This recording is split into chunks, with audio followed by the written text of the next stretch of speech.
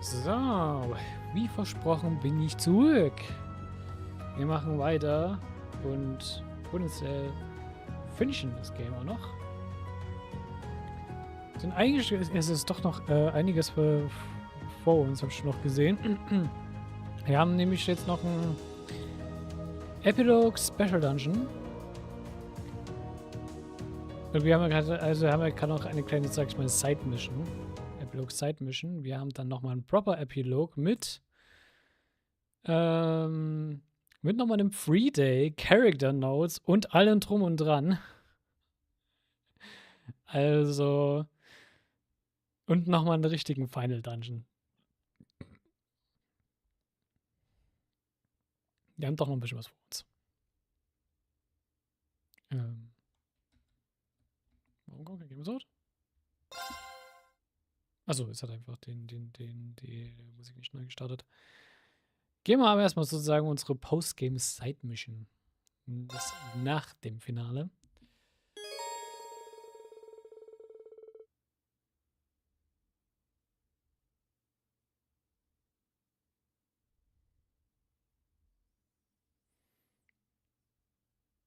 Wait.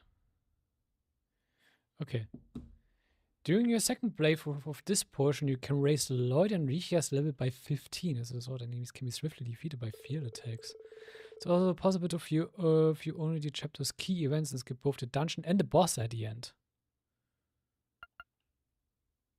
Let's do this normally. Der Level Jump ist nice, ja. Aber wir machen das normal. Und ja, es wurde schon angeteased, was kommt.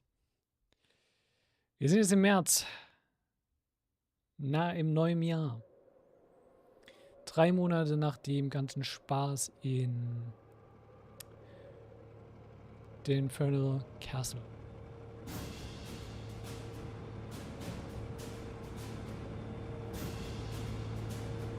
Public Game Army is 2nd Area Division Armored Aviation Regiment Cannabis. Imperial Army 9th Armored Division Armor Battalion Schweiz.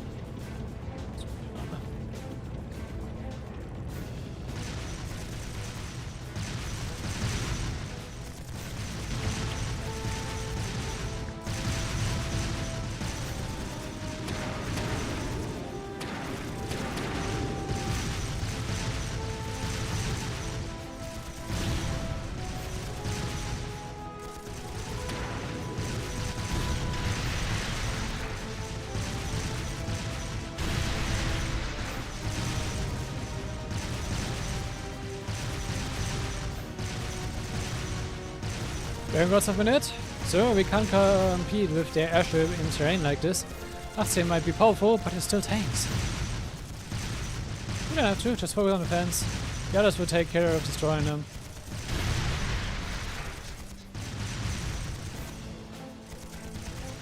Imperial Army Crossbow Branch, Panzersoldat Unit Reserva.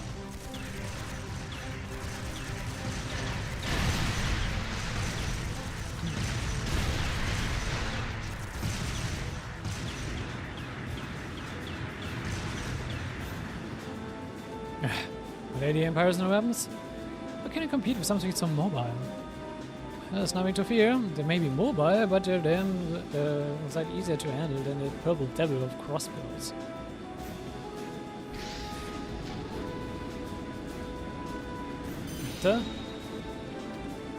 Wir haben einen Ashen Devil.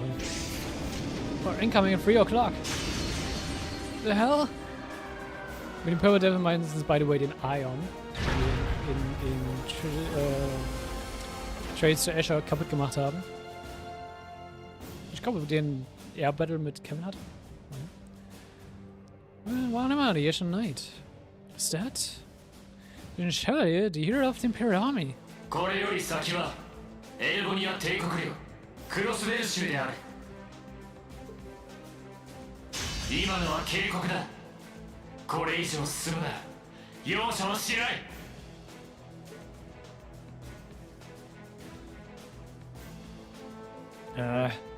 Going to retreat. We're returning to the outskirts of Altair.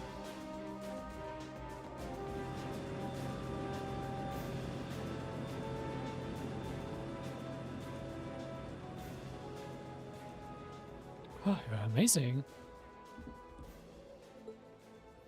I knew you were the one who ended the Civil War, but seeing how close, you're really something else. いえ、まだまだ修行不足です。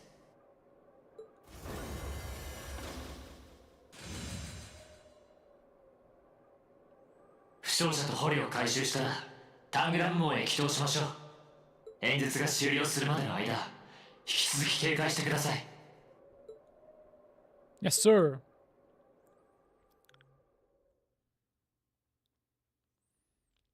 Advertisement. The occupation.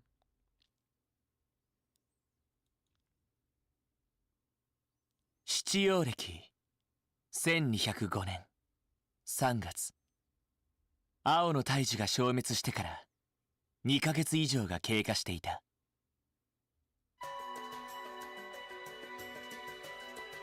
Imperial crossbow, formerly the autonomous state of crossbow.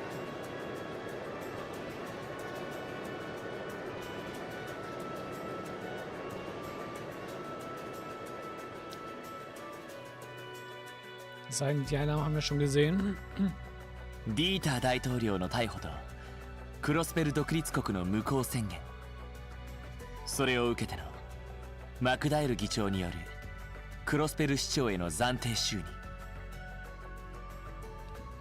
そして予想よりもはるかに早かった帝国の内戦終結とクロスペルへの侵攻。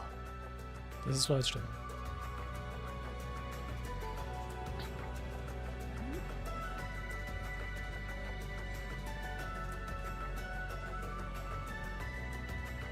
Und wir sehen mal Crossbow in 3D. ガレリア要塞の橋は落とされていたが、帝国軍は大型飛行艦を利用して数百台の戦車をクロスペル側に送り、電撃作戦をもってクロスペル市を占領した。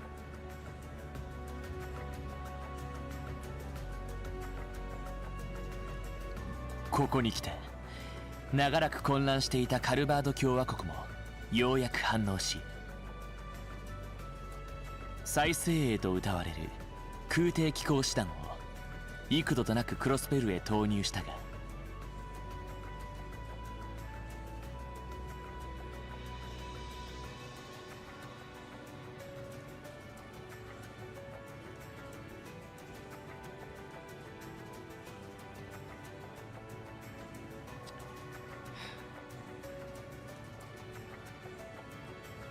Poor special support section. その都度帝国の新兵器機構兵の部隊に翻弄され撤退を余儀なくされていた。そして今日クロスペルの真相特区となった超高層ビルオルキスタワーにて新たなクロスペルの支配者たちの演説が始まろうとしていた。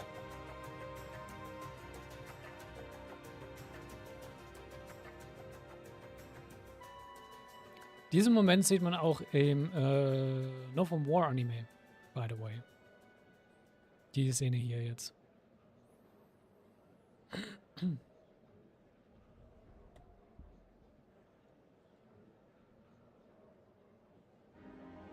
Wieder 再びこの地を訪れられたこと、個人的には誠に嬉しく思う。だがガレリア要塞の消滅をはじめとするクロスベルの暴走、そしてそれに端を発する帝国内における大規模な内乱、犠牲と被害はあまりに大きく、帝国民の怒りと悲しみは未だ冷めやらぬのが現状だ。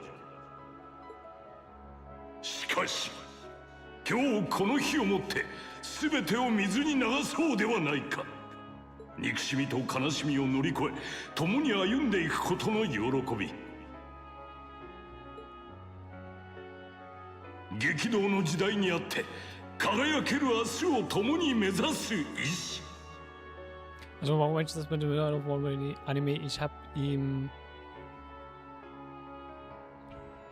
Donnerstag Also ich habe schon eine Woche davor angefangen, aber ich habe jetzt am Donnerstag, glaube ich, dann jetzt nochmal zu Ende geguckt. Und habe auch schön viele Notizen geschrieben, vom wegen, wo ich dann mal einen kleinen Story-Roundup-Video mache, was noch vom War angeht. Und habe schon mal zumindest schon mal eine Timeline von den ganzen Events als Notizen runtergeschrieben, schon mal im Kopf gemacht, was ich alles so dann drauf eingehen will. Ich werde mir aber auf jeden Fall noch aus dem Wiki irgendwie vor allem für die Charaktere spezifisch nochmal ein paar Notes rausschreiben. Vielleicht auch mit ein bisschen mehr Background für die Charaktere mitgeben. 我々ならば必ずや共有できるはずだ。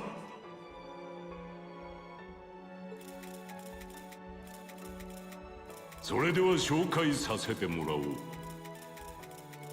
帝国における内戦の早期終結に尽力してくれた若き俊英、そして驚くべき手腕で今回の歴史的快挙を成し遂げた最大の功労者、初代クロスベル総督に就任したルーファス・アルバレア卿である。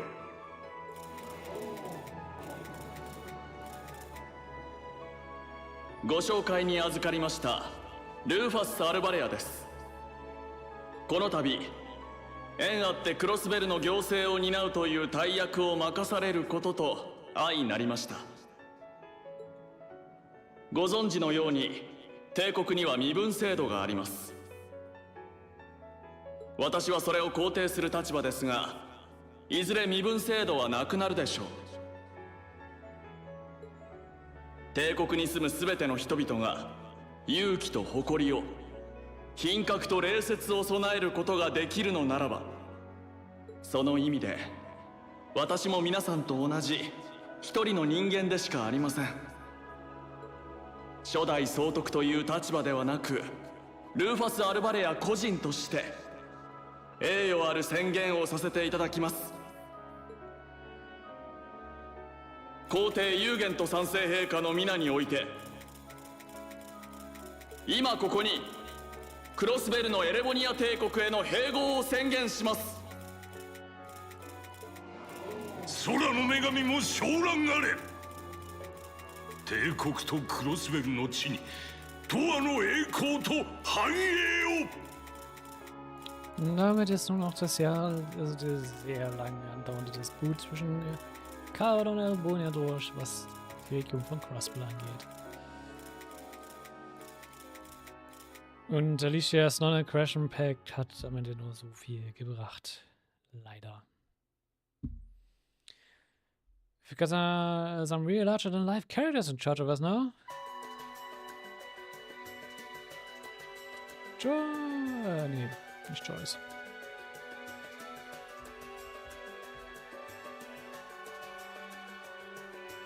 Noch genau. Lynn.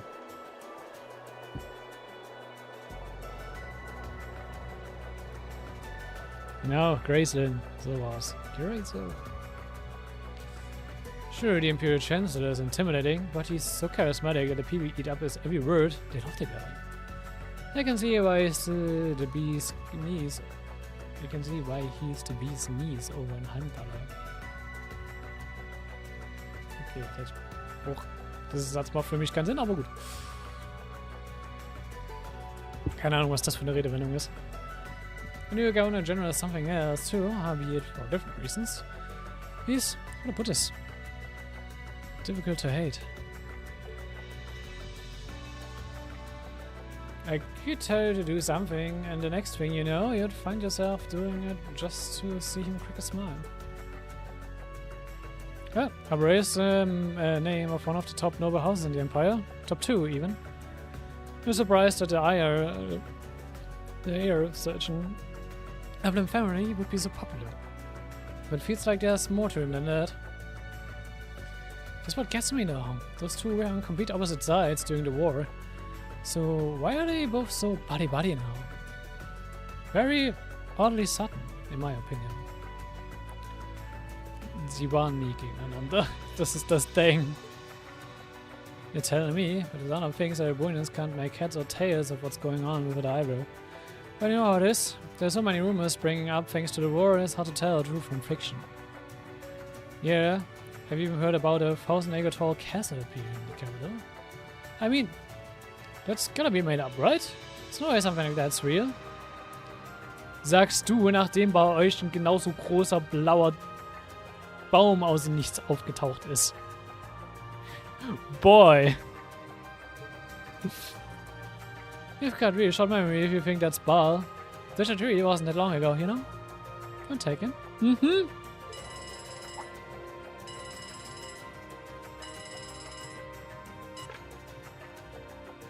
Yes, this is the office of the Crossville Times. What? Representative McDowell will be issuing a statement? Sounds like something's big happening behind the scenes already. I'll get together some info on what's happening for our international section. Car's probably got some good stuff. Works for me. Gotta use this connection of yours for something after all. Well, see you later. Connection zu Richard und so. Independence came and went like bubbles on the border. Well, we aren't even a state anymore. We're in for some tough times ahead. No, they always say that the pen is mightier than the sword. I wonder what those guys are doing. Chief, let me know that story.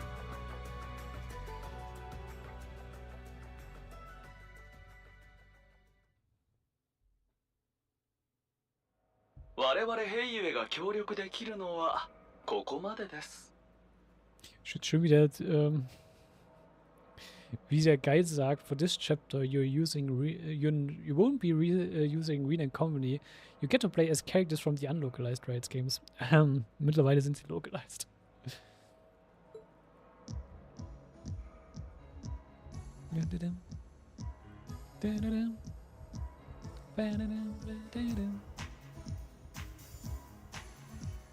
Geofront is fearful. あとはロイドさんたちのお好きなように動いてください。 Ich finde sehr interessant, wie sie auch gerade Leute mit Hey wird. 感謝します、ザオさん。何？こちらも撃てる布石は撃っておきたいですからね。クロスベルの全情報が集まる中枢にしてアキレス腱。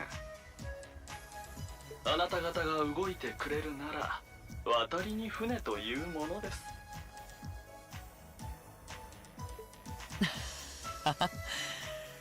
その言葉、今はありがたいですよ。インドの、いえ、リーシャさんもお気をつけて。どうやらかなりの手だれがクロスベル入りしたそうですよ。ええ、こちらも耳にしています。ご忠告ありがとうございます。いえいえ。大切な将来のビジネスパートナーですから。それではお二人とも作戦の成功を祈っていますよ。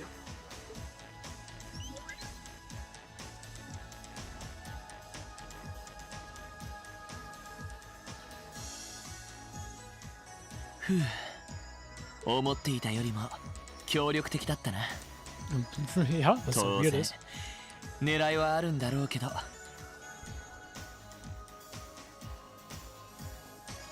抜け目ない人です。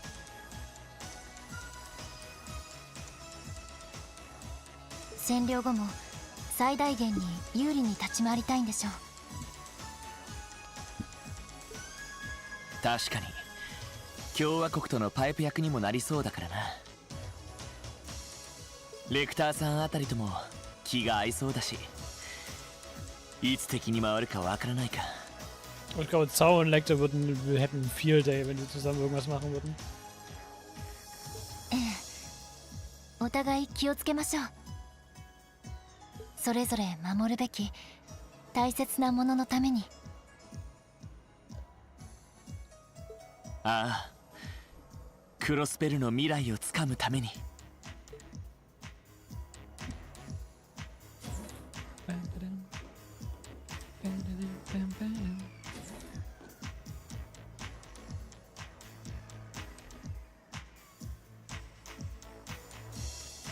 Geofront East Sector, Gospel Underground. Lloyd, I missed you already.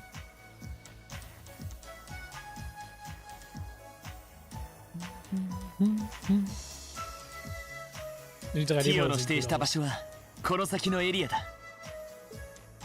行こうリーシャ。はいロイドさん。 Es ist so schön, die in 3D zu sehen, nachdem wir die halt so lange nur in 2D gehabt hatten. For this chapter alone, you will make your way through a dungeon controlling Police Detective Lloyd Bunnings and Archon CL performer Rishi Amal. Both Link Attacks and Overdrive are available to them. Interessanterweise, weil sie keine Abis haben. Gut. So.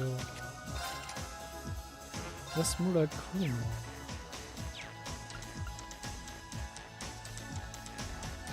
Mulakumo war unser Crit-Ding, ne?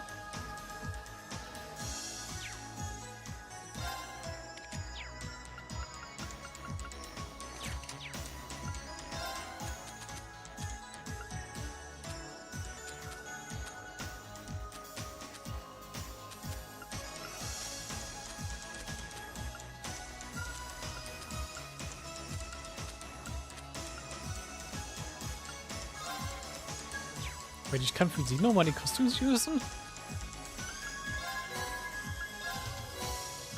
Könnt ihr euch ein bisschen selber ein paar Curry-Items bekommen.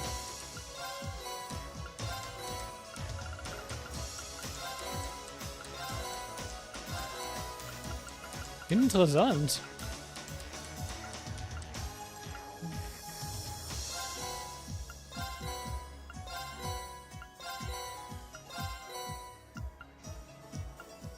So, Unity brauche ich glaube bei Ihnen jetzt nicht. Ich brauche aber auch die Kostüms jetzt nicht.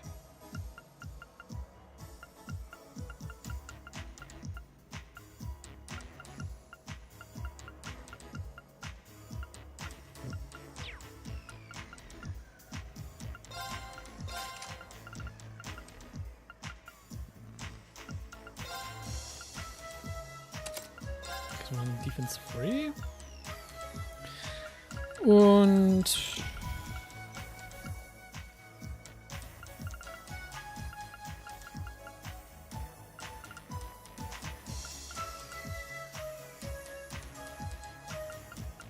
was gebe ich dir mal noch? Ich spiele erstmal. Kannst du einen kriegen und du kriegst definitiv Action. Pentagon, Bakuya, Striker, Gladiator Belt,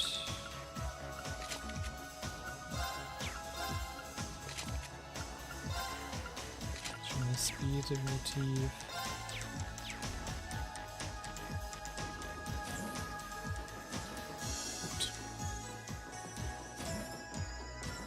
Hey!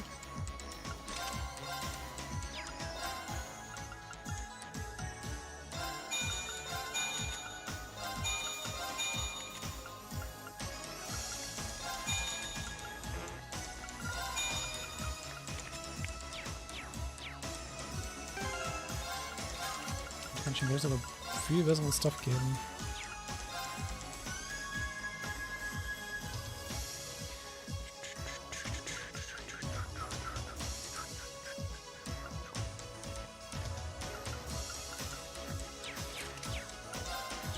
Ich muss gerade mal kurz gucken. Wer hat von euch den Impede? Übrigens bin er der Impede, gut. Du hast keinen Impede. Hey! Impede auf Risha wäre sehr nice.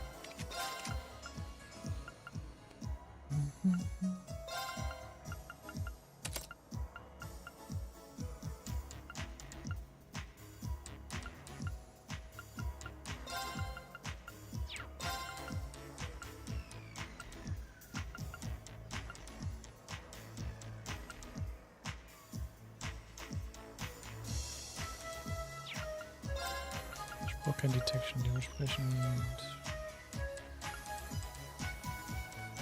Nochmal ein Gambo mit rein.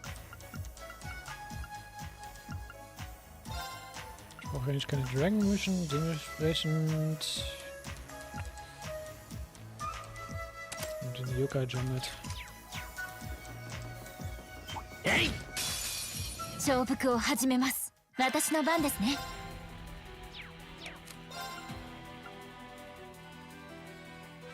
keine Telescopes, ne?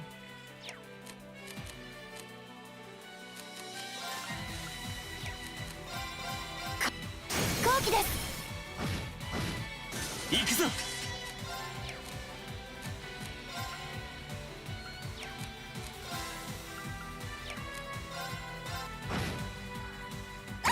覚悟。 So stimmt. アークス。行くぞ。俺の番、今だ。はい。は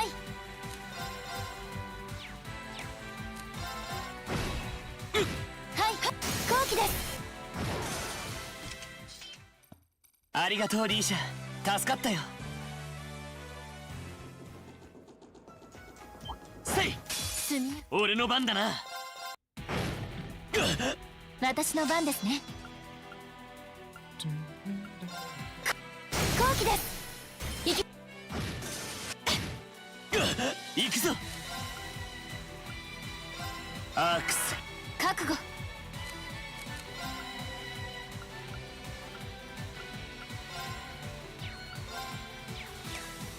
やっ、飛行機です。よし、もう大丈夫だ。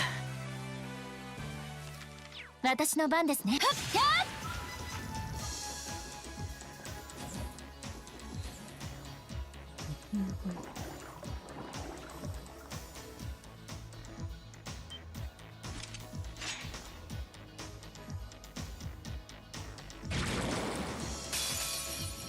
さあ、俺の番だな。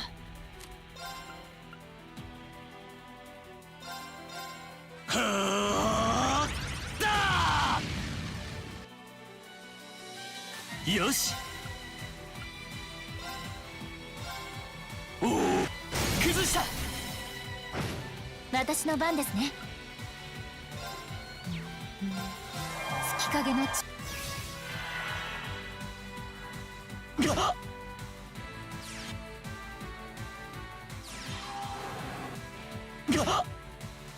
行くぞ。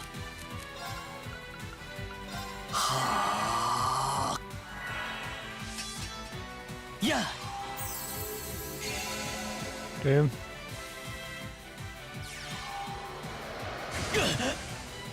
覚悟。Shoot, brace us down. まだ舞は無限。 Also, 去りゆく者への手向けだ Resistance. Irgendwas. け。眠れ。白金の光に抱かれ。マッメッ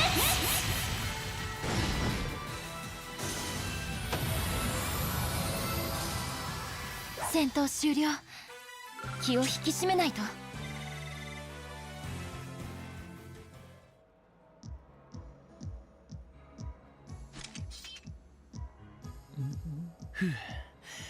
結構手強かったな。長い間放置されていたので危険な魔獣も多そうですね。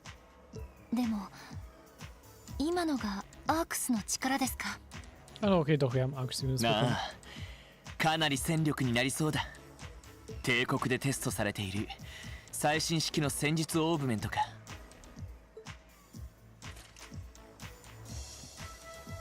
使えるアーツは少ないですがエニグマ2よりも実践的かもしれませんね。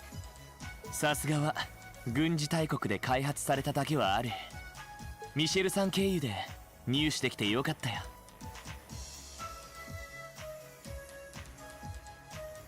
しかしまさかここまで完璧に呼吸が合わせられるとは思わなかったけど。不思議でしたね。まるでお互いのことが隅々まで分かり合えるような。そのなんだ、アルカンシェルの舞台でイリアさんと一緒に演じてるような感覚なのかな。そうですね。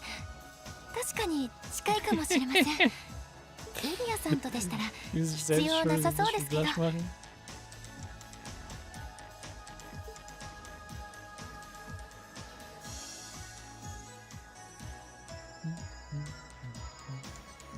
Wie nach dem, was sie halt gemacht haben in Trails to Azure, ist verständlich, oder?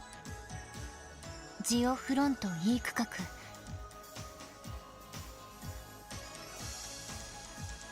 何でも意図的に隠されていたエリアみたいですね。機密保持の観点から厳重に封印されたらしい。汚職議員や役人たちが都合の悪いデータを隠蔽する。エリーによるとそんな風にも利用されていたみたいだな。なるほど、確かにそれはこのまま放置できませんね。ああ、なんとしても終点までたどり着かないと。気合を入れていこう、リーシャ。はい。Ich schon für mit der Truppe rumzureden. By the way, auch wenn es nur die 2 ist. Die 2 machen mich schon wieder so happy. Einfach nur mit ihnen rumrennen zu dürfen, macht mich schon wieder so happy.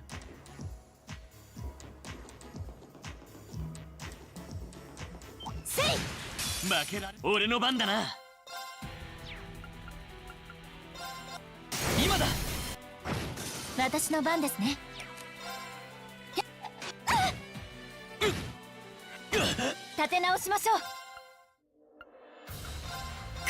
今です。よし、崩した。立て直し。さあ。Du musst echt aufpassen, die machen gut Damage, die Gegner.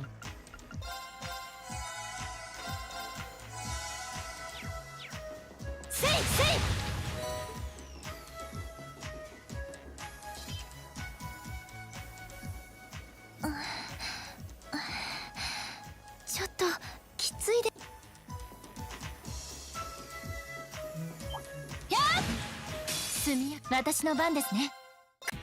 今です。行くぞ。覚悟。戦闘終了。Yep, Petty Rise und so. So.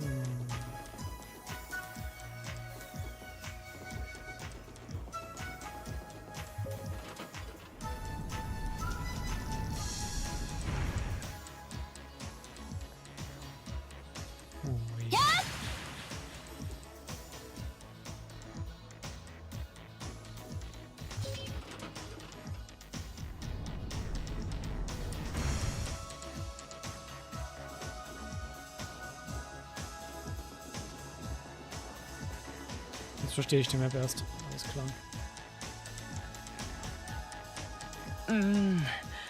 Sasuga.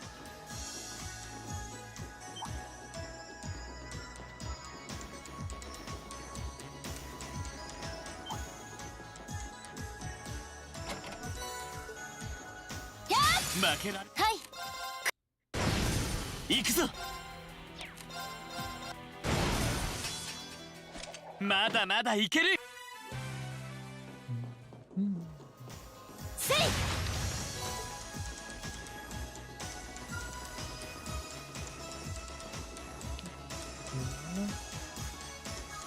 Ich kenne sie, oder? Oder muss ich da jetzt auch schon?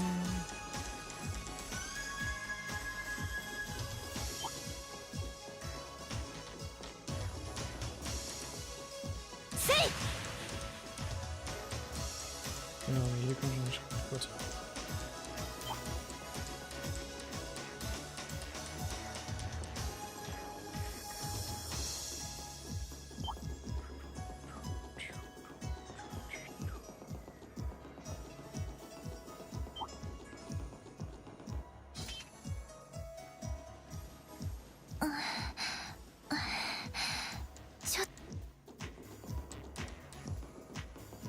So, jetzt kann das hochgehen.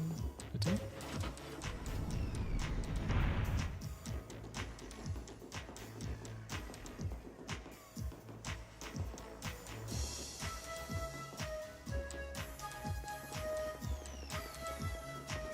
おっと、宝箱だ。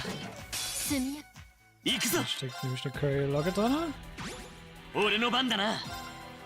And one Rising Sun. これで決める。と、せい。は、と。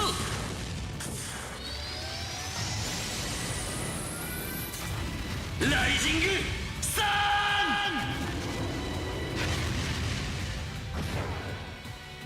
はい。月影の蝶たちよ。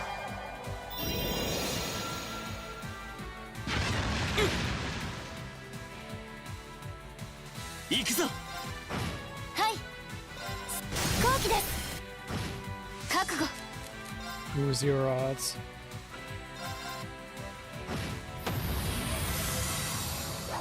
さあ次に行きましょう。よし、やった。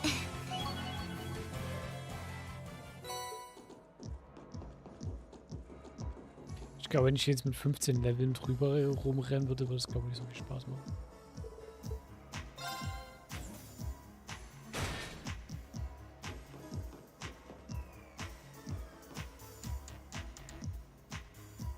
Guck mal, die Intro da ganz unten ran. Achso, von da aus. Alles klar. Später.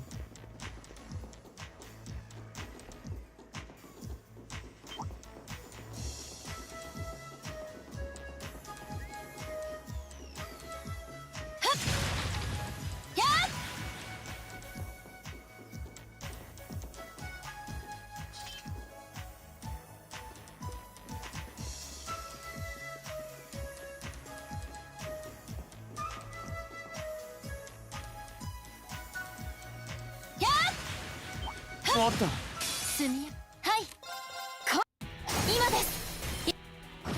行くぞ。崩した。私の番。俺の番だな。崩した。はい戦闘終了。あ良さそうな宝箱です。 Also, haben wir ja schon, dementsprechend passt. Unser, da wird jetzt nochmal mit. 負けられ。俺の番だな。私のはい飛行機です。行くぞ。よし。せい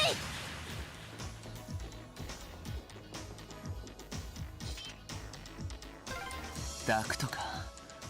さすがに狭いな。ロイドさん。いや、なんでもない。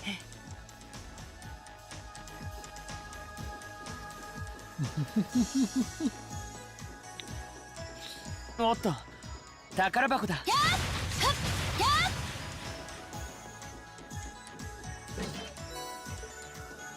Okay, ja, bequele Waffe.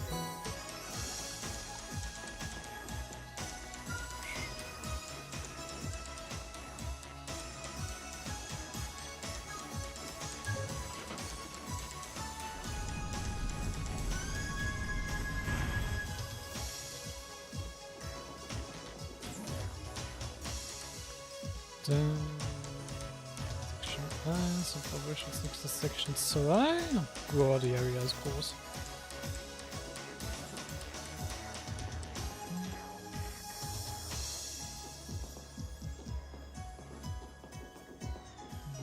Okay, das ist da.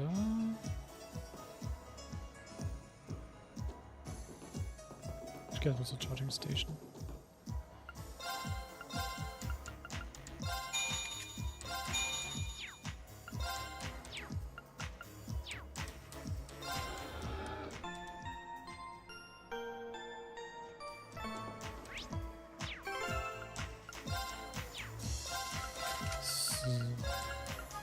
Ich könnte ihm hier statt einem Rigorate noch eine Hellfire reingeben.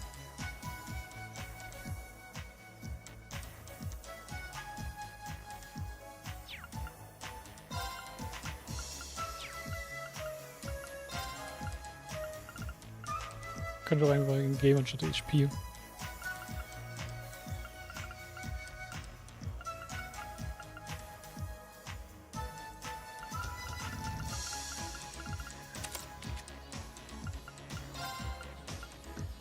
Gut, Steve ist schon jetzt gleich.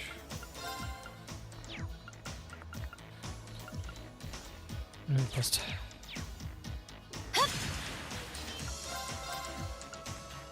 Also, dass ich mir einen Quarz hier basteln kann, bringt nicht viel.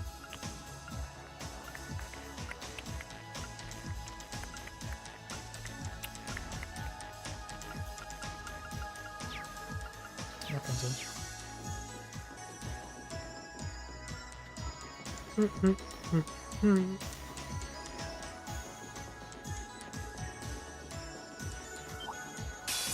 私の番ですね。さあ。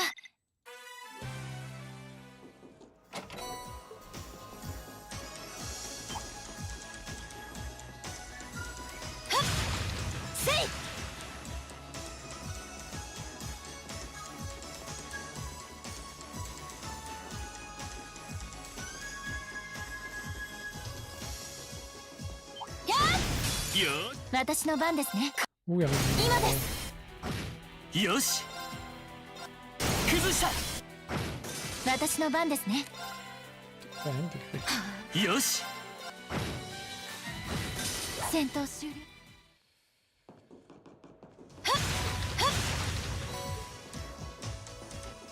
おっと宝箱だ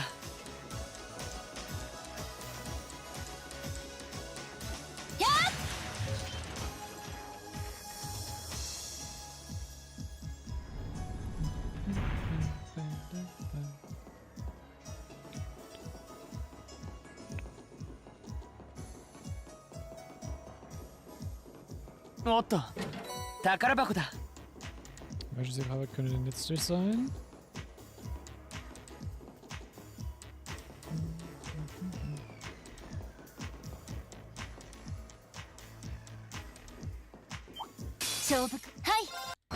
行くぞ崩したありがとうリーシャ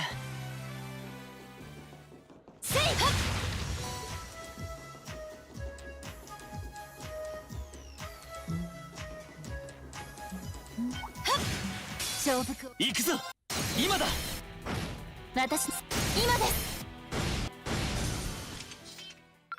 ありがとうリ Ich würde theoretisch einen Analyze craften, damit ich mir die Gegner analysen kann, aber. Ne.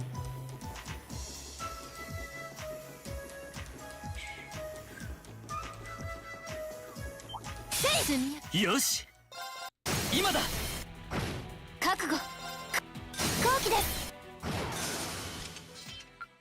あり負けられ俺の番だな私の番ですね戦闘終了 Angenehm, wir sind schon angenehm kaputt.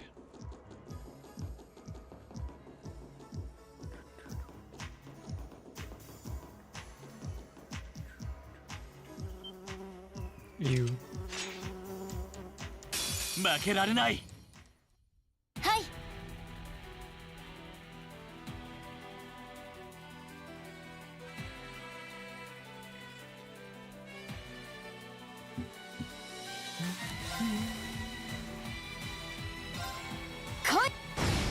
行くぞ Ich habe einen Instant Petrified. 今だはい行くぞ崩したはい後期ですよし私の番です後期です俺の番だなはい後期です Irgendwie ist aber das Petrified so gut gegen Miniboss-Monster funktioniert. まだまだいける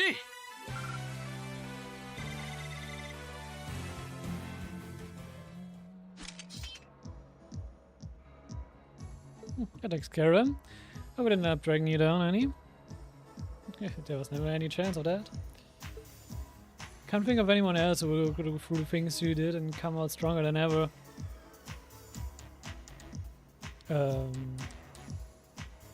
Green?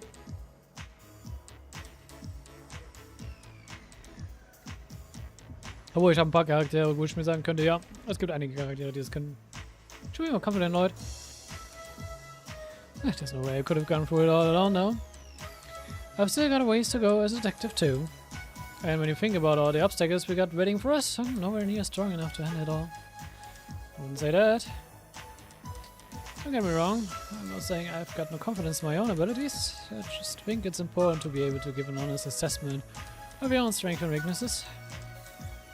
When it comes to pure strength in combat, Randy and Noel clearly came out on top. With processing information, it's to you, Jonah and Fran. And in terms of negotiation tactics, I can't compare to Ellie or the Chief either. If we don't make good use of our respective strengths, we are not going to be able to get through what's ahead. May not be able to stay in the same place anymore, but we still need to be able to work together. Oh. We started keeping watch on everyone then? Yeah, I think Rani was the first one. After that, everyone else started being watched. If we ran for Tio's help, Kia and I will probably be in trouble too. Hmm. Is Kia still with Arias and Shizuku? Yep. Arias is looking after both of them. They should be okay for the time being, but if the Imperial Army sets the eye on them, things could get nasty. It's okay. The reason we're here is to try and avoid coming to that. Let's get moving. We still likely got a ways to go. Sure, let's go. Ja. Jetzt wird primär beobachtet, also fast alle. Was mit der Rani vor allem passiert, werden wir in Kurzziel 3 sehr schnell rausfinden. Das sage ich jetzt schon mal. Ja.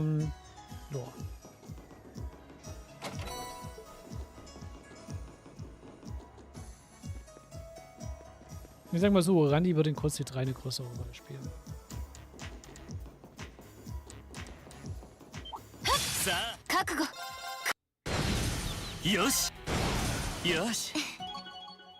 Und nicht nur Rani. Wir werden auch ein paar Liberal-Charaktere manchmal wieder treffen.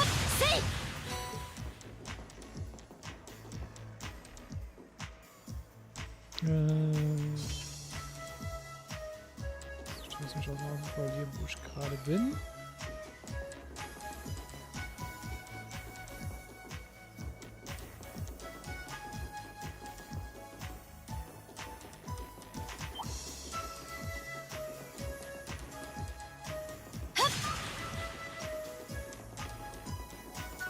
Okay, ich kann auch resetten.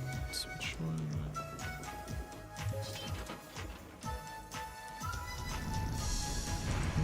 Nämlich darunter wollen wir. Hier. Die Chest. 俺の番だな。これまだまだいける。よし。 Hier schon ein Süßschirm für Art Cancel ein. Weil das ich noch bräuchte, aber ja.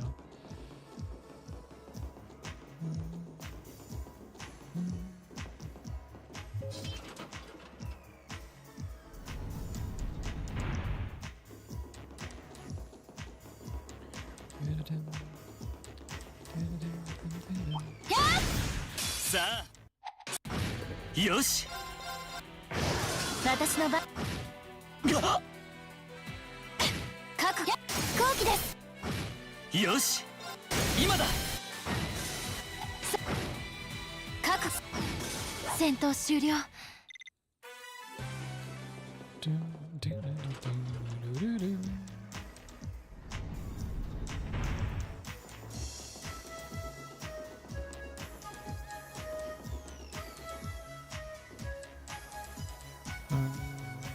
Jetzt bin ich hier da oben. Wir sind jetzt wieder bei der Charge Station.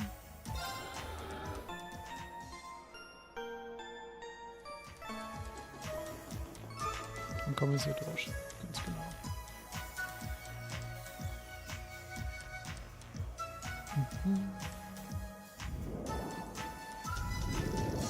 Was bist du denn?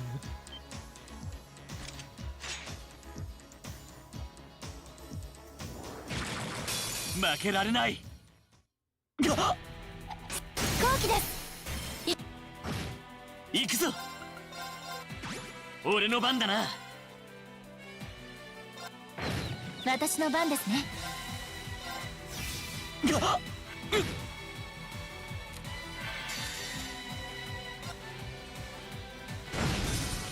行くぞ。俺の番だな。まだまだいける。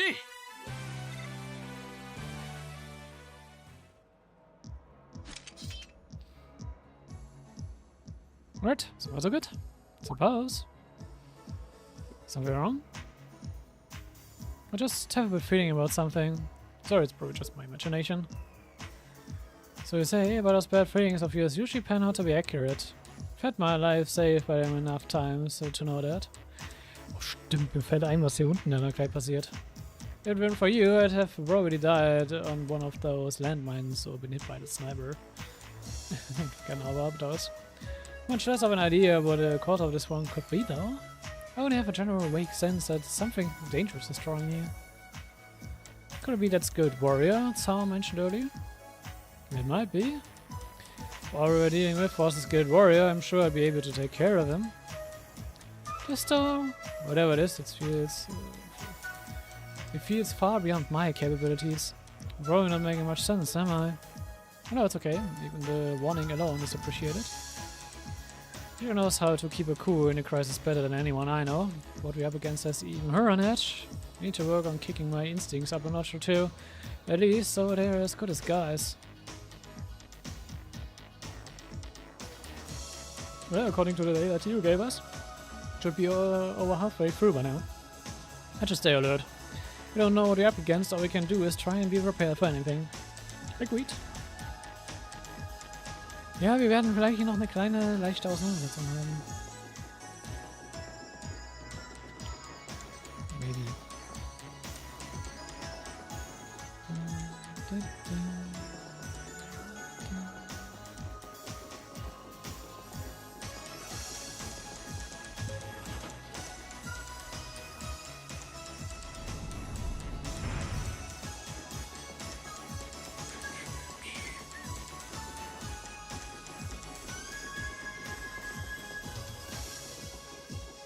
From Free, irgendwie schon wieder vermisst. Allgemein schon wieder Cross mit vermisst, dabei ist es erstmal nur 2 Spiele her.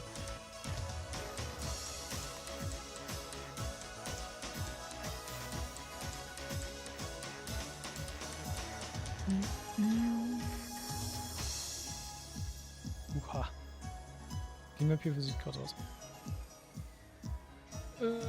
Wo starten wir rein? Ah, okay, wo starten wir jetzt rein? エレベーター。この下が目的地ですか？ああ、なんとかロックを解除しよう。It's locked. No. Gut, geh was mit runter.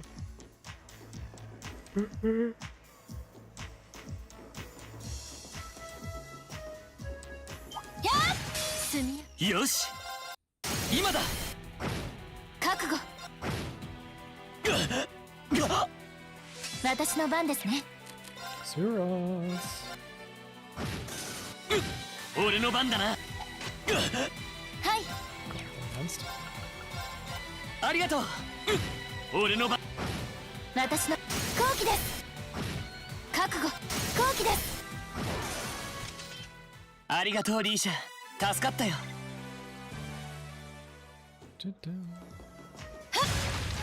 せい。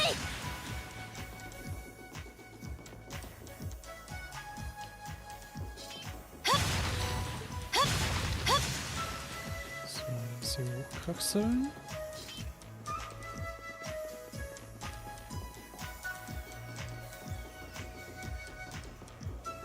Ah, 良さそうな宝箱です。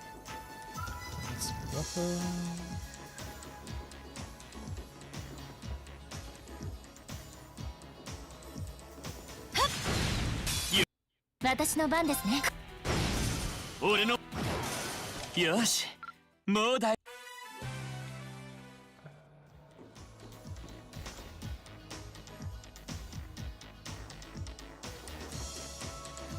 Das glaube ich für die Wände, oder?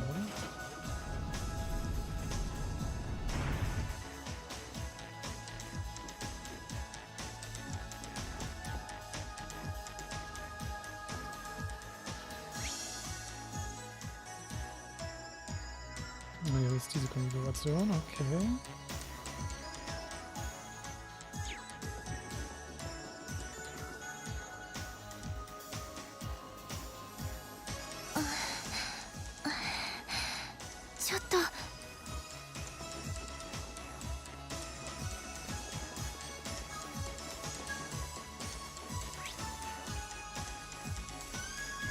Oh, dann gehen wir uns hier durch.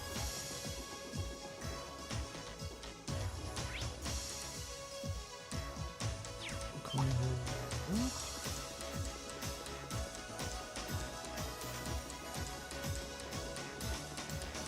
Ah, よさす。さあはい。今です。行くぞ。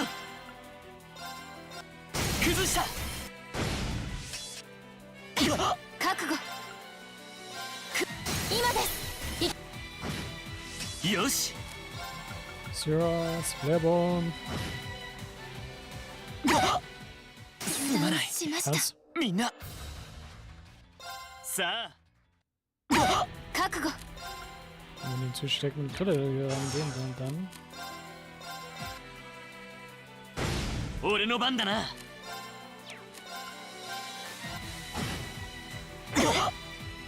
覚悟。後期です。行くぞ。私の番ですね。今です。よし。覚悟。さあ、次に行きましょう。うん。い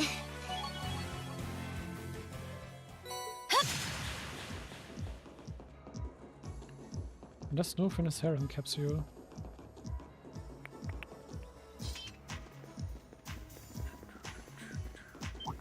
勝負俺の番だな。今だ。はい。よし。よし。もうだ。せいやせい。さあ。私の番だ。よし。 You. 崩した。ありがとうリーシャ。せいやせい。はい。よし。まだまだいけ。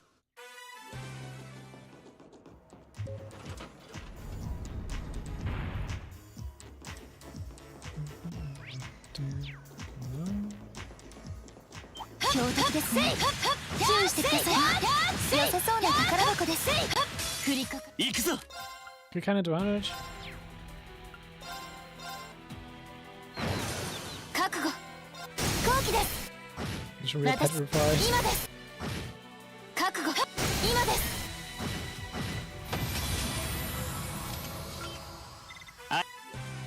おっと、宝箱だ。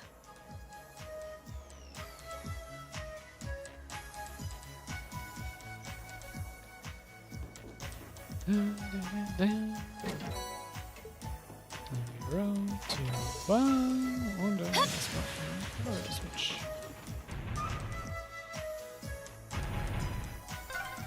.1つ目のロック解除ですね。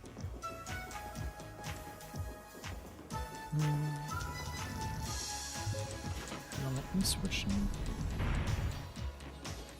Da kann man nämlich gerade wieder durch zurück. Und andere Area.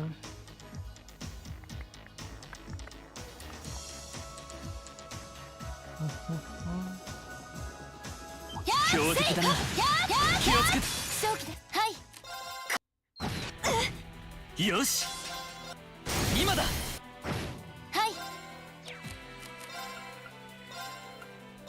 い。行くぞ。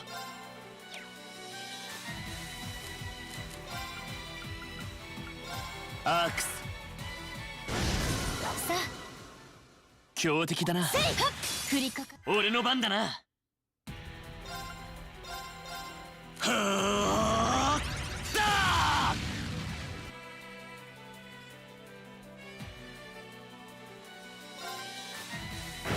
はい。後期です。はい。今です。行くぞ。 Petrified. 今だ。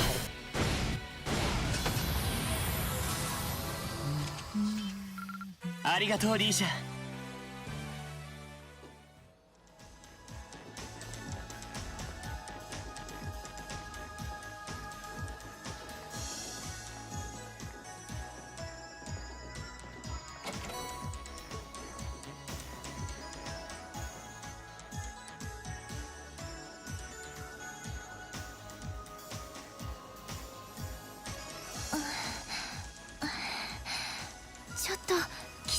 ね。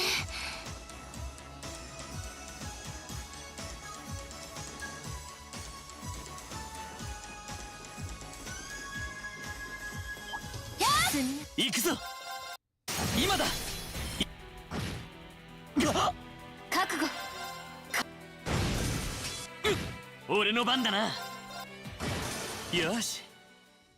せい。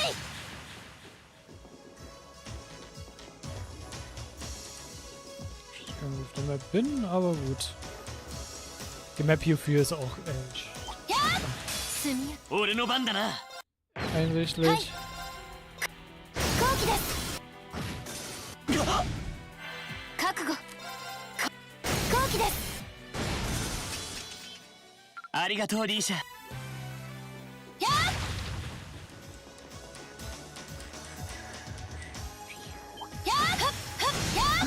正気で私の番です。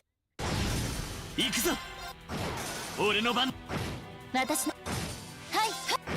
俺の番。私の今です。ありがとうリーシャ。あ、良さそうな宝箱です。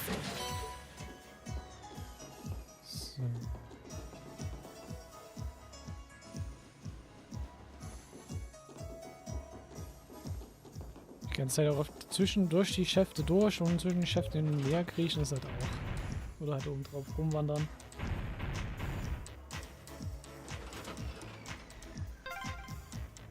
これで2つ目。エレベーターに戻りましょう。Jetzt noch was nach dem Elevator. Ja. Danach kommt der Fight, den ich強敵だな。気をつけていこう。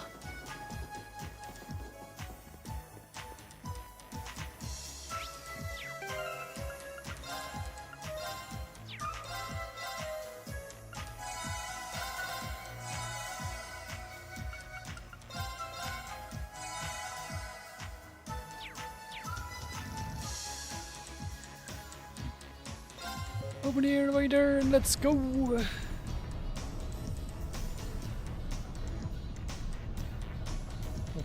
warum?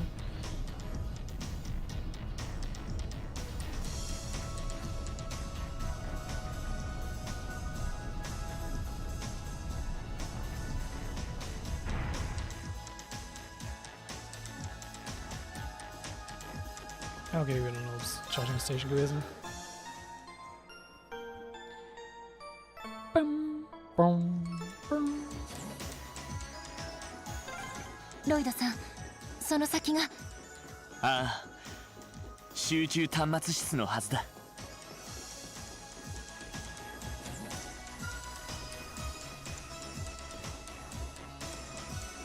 Ich glaube, ein Teil dieser Szene sieht man auch im Anime. Wenn es genau das ist, was ich denke. So ein Central Information Processing System Version 2. これがクロスベルの動力ネットの中枢にあたる施設ですか。実際にはそこまで単純な構造じゃないらしいけど、ただここを帝国軍に抑えられたらクロスベルに関する全ての情報が掌握されてしまうことになる。市民情報や交流関係、ミラの動き、ジオフロントの構成図に至るまで、今後の活動を考えるとそれだけは避けなくちゃならない。はい、ここを破壊するわけにもいかないんですよね。ネットを使った活動では有力な足場になるみたいだからな。端末設備そのものは損ねずに膨大な機密情報のみを消去する。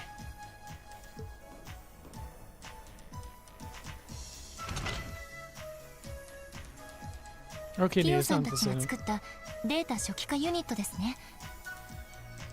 ああ、設計したのはロバーツ主任とヨナみたいだ。バックアップを取りながら集中端末を初期化する。初期化ユニットを起動しました。接続を確認。第0、全情報のバックアップと初期化、システムの再ばユニット中央の赤いボタンを押してください。 OK だ。プロセスを開始します。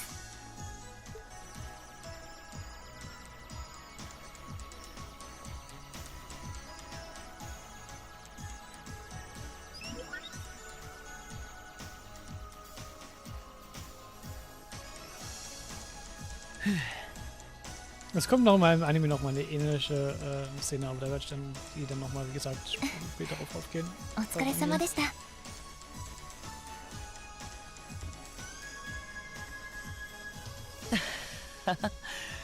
別に俺は大したことはしてないけどね。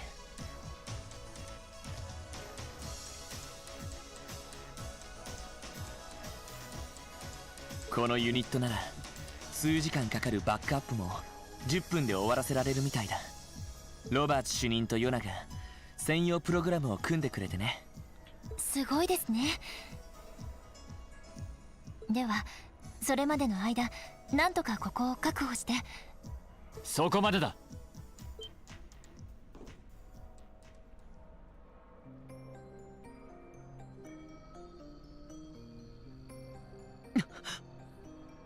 Hm? Und Ren ist mit Altina unterwegs.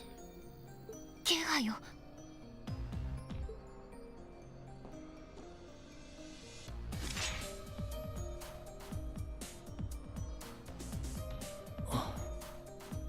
目標確認。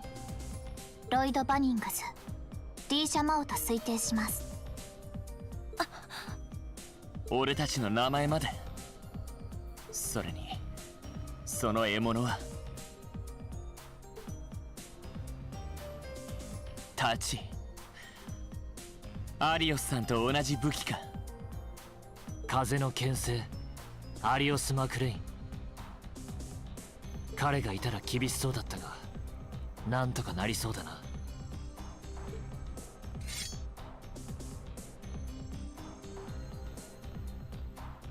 クラウソラス。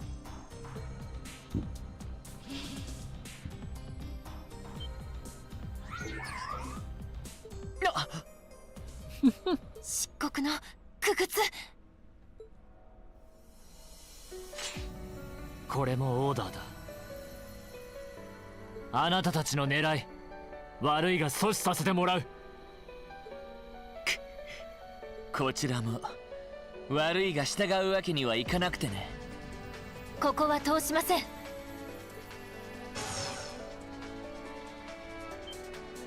戦術リンクを確認。どうやら結構な数が流れているみたいだな。こちらも行こう。了解。アークス駆動。初期化までの間持ちこたえられればいい。行くぞリーシャ。はい、ロイドさん。こちらも行くぞ。了解。目標を撃破します。おお。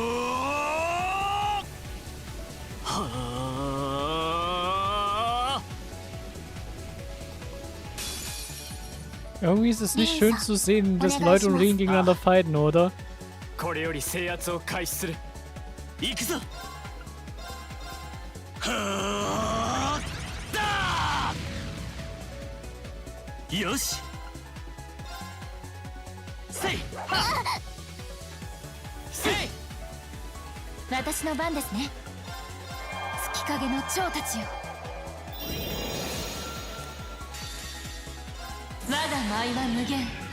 去りゆく者への手向け。眠れ白金の光に抱かれ。バッ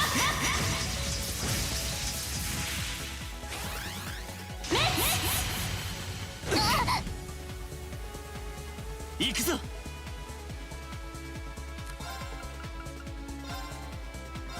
それ。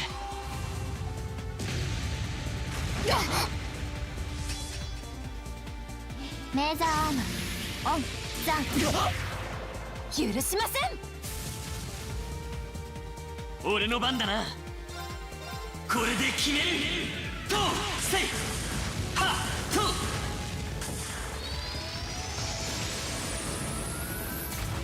ライジングサ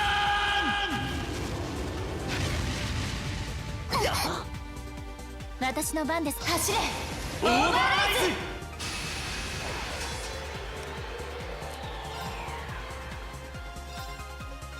まだ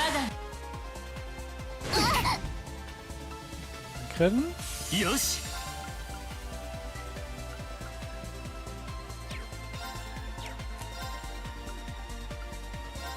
えい崩した行こうリーシャ承知しました。せいは私の番ですね。せい後期です。そこだ見ろ肩早く今だ追撃します。俺の番だなアークス駆動覚悟。アークス駆動。やあ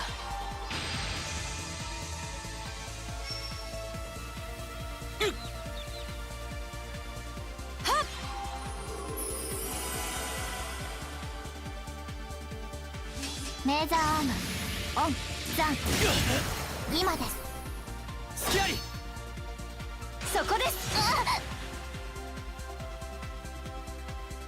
はっそこです。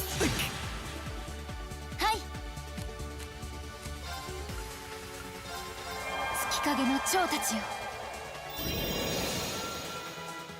よしはあだ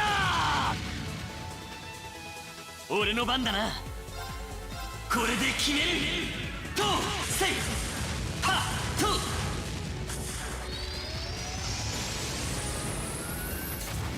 ライジングサ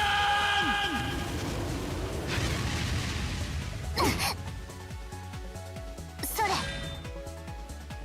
そこだ私の番です。走れ。オーバーライズ我がミスは失敗。理解不能です。俺の番だなせいりゃ今だ行こうリーシャ承知しました。せいはっせい覚悟。まだまだ修行不足かありがとうリーシャ助かったよこちらこそありがとうございます。 Ich finde es auch sehr schön, dass halt wir als Leute fighten und halt auch gewinnen. In dem Fall bin ich hier gerade sehr auf Lloyds Seite.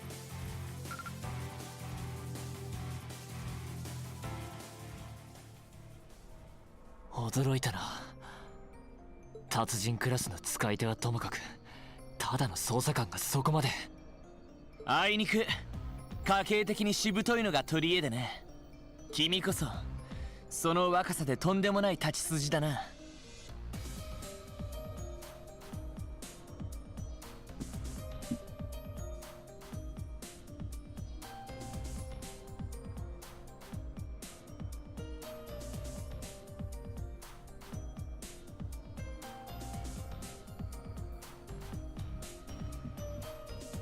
未だ修行中の身牽制には到底及ばない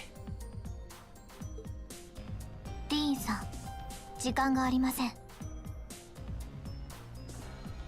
そろそろ本気を出すべきではないかと。分かったアルティナ気をつけてください。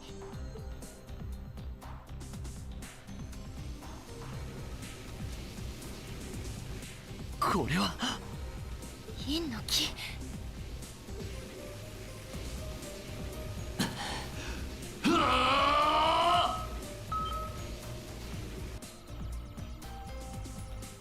Zu spät. 初期化が完了しました。これよりシステムを初期状態で再起動します。よし間に合いましたね。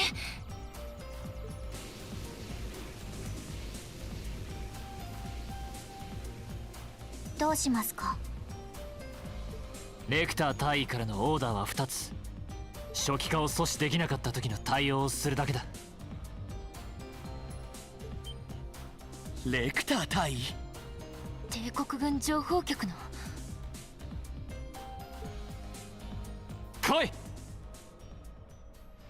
灰の鬼神バリマール。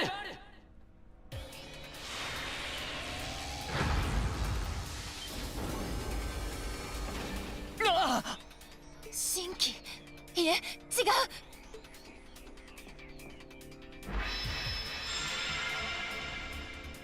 Ich bin schon wieder dabei, ein Instant mit den Eiern verglichen wird.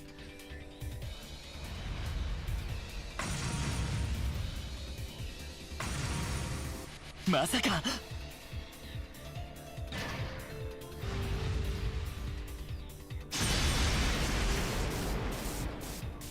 ロイドさん、せめてデータだけでも。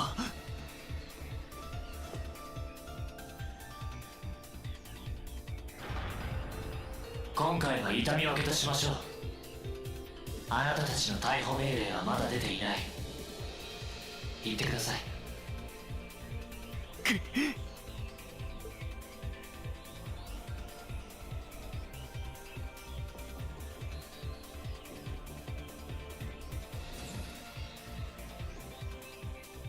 一つだけ聞かせてくれ。もう知ってるだろうが、俺はロイド・バニングス、クロスベル警察の捜査官だ。君の名前は？トールズ士官学院7組所属、いやクロスベル総督府臨時部下リーン・シュバルツァー。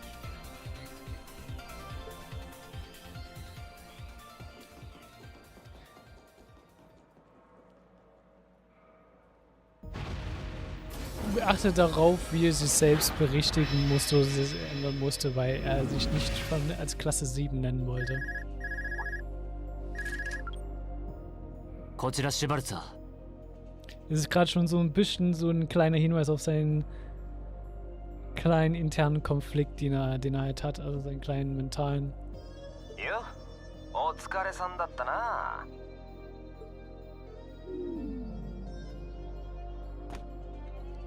大したことは何も。データの初期化は阻止できませんでした。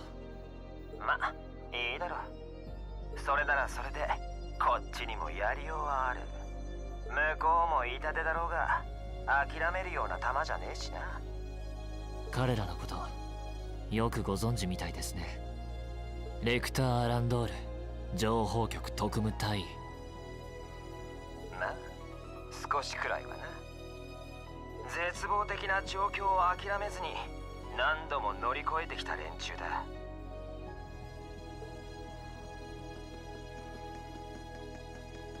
すみません、力になれませんでした。嫌な予感はしていたのに。仕方ないさ。さすがに予想外すぎた。新規とも人形兵器とも違う騎士のような友人兵器。灰の鬼神って言ってたな。はい、尋常ならざる力を感じました。あれも帝国軍の新兵器の一種なんでしょうか。 Ja, eigentlich einer der alten Waffen, to be honest. 飛行兵だったか。あれとも違う気がする。乗り込んだ彼も含めて普通じゃないというか。とにかく帝国軍にデータが渡らなかっただけでも御の字だ。あの集中端末がなくなってもティオたちなら何とかしてくれる。もちろんエリーにランディもノエルに課長ダドリーさんたちもキーアやアリオスさんワジたちやサイトだって。今はあがいてみんなで壁を乗り越えていこう。Es kann keine Stunde vergehen, in denen Leute nicht von Barrieren spricht, oder? Hi.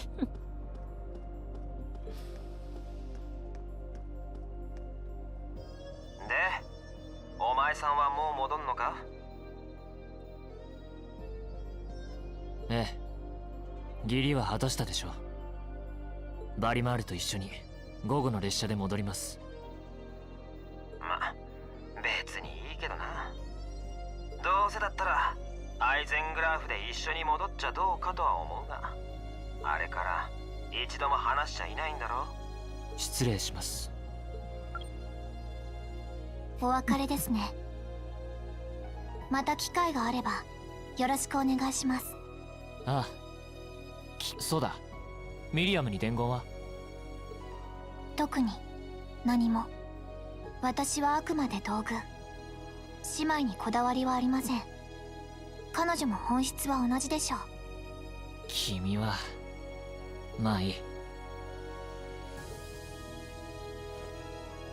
危険な任務も多そうだからくれぐれも気をつけてくれ。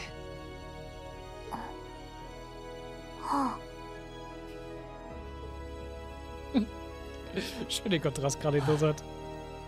Es gibt einen Moment im Anime, wo noch jemand den Kopf von Altina tätschelt und ihre Reaktion darauf ist adorable as fuck. Ich habe auch einen Screenshot davon, das ist sehr witzig. Also wir nehmen ich auch schon mal vorweg. Green und Altina zusammen spielen eine große Rolle für North on War. Und Altina und Green werden gerade für viele Missionen zusammengesteckt. Weil Altina auch so ein bisschen als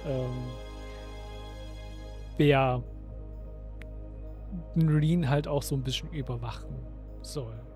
リンさん、どうかしましたか？いや、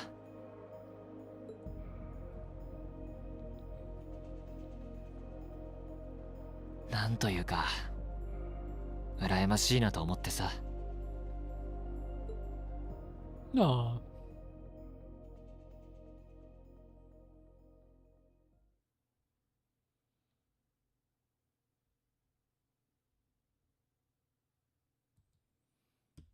Sehr. Wenn man die mit die Occupation auch durch. Side Story End.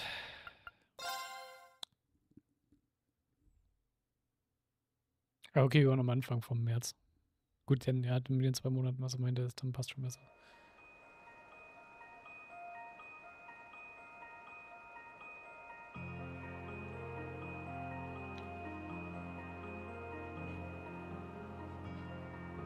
Premier Army Base, Twin Dragons Bridge.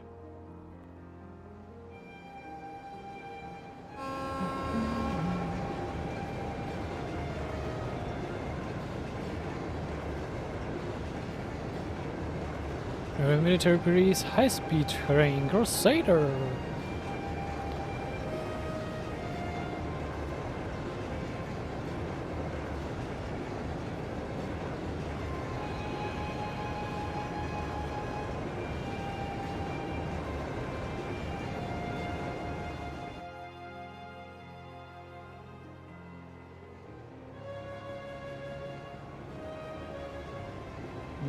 Fahren wir dann entlang von Celtic und Riester.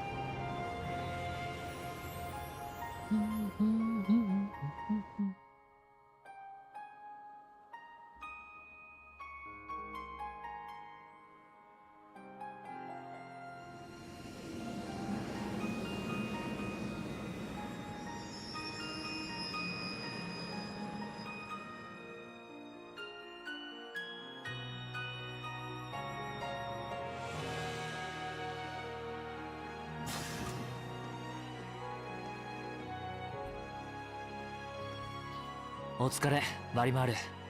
窮屈だっただろう。気にすることはない。このまま休止状態で彼らに身を任せるとしよう。ああ、そうして。それではお願いします。Sure thing. We'll take good care of him. By the way, it's a real honor to be entrusted with the famous astronaut.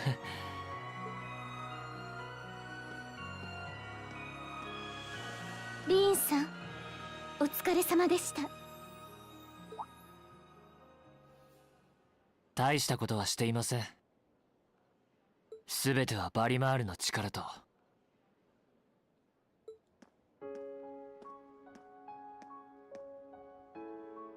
あなたたちの狙いが功を奏しただけでしょう。怒っていますよね、私たちのやり方に。別に内戦が迅速に終結したのは良かったと思っています。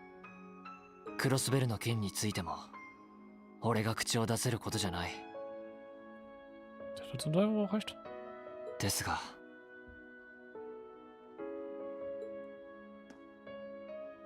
ルーファスさんがあなたたちの筆頭だったのは真実知らなかったとして、俺の父親については本当に知らなかったんですか？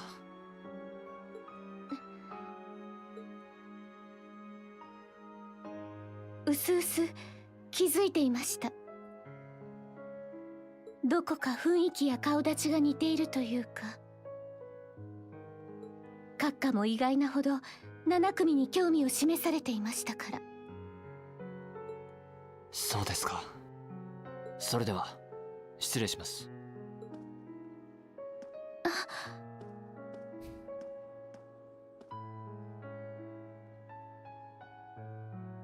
別にそれだけが理由で気にかけていたわけじゃなんて言えませんよね。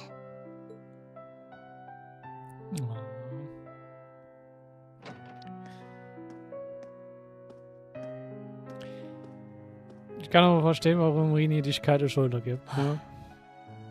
Es ist halt auch nicht verwunderlich. バカか、俺は。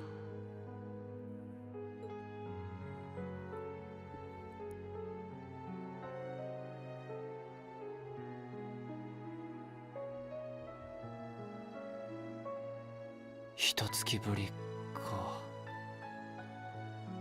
Aber man muss schon sagen, ne, man kann mit dem Ending von Cold Steel 2 halt nicht happy sein, ne? 雪は降らなかったみたいだけど。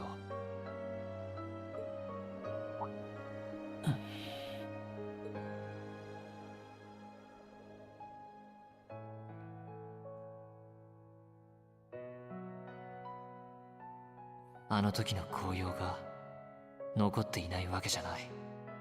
でもなんでこんなに肌寒いんだ。Cherry Blossom Season!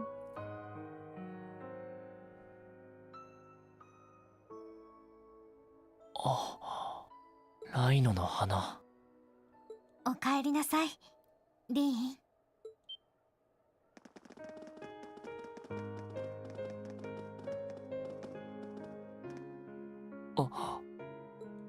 おかえり、リン。何をぼーっとしてるんだ。咲きかけのつぼみを見て柄でもなく浸っていたか。みんなちょうど昨日くらいにつぼみをつけ始めたんです。1週間くらいでぼちぼち咲き始めるって。気が早いのもいるみたいだけど。そっか。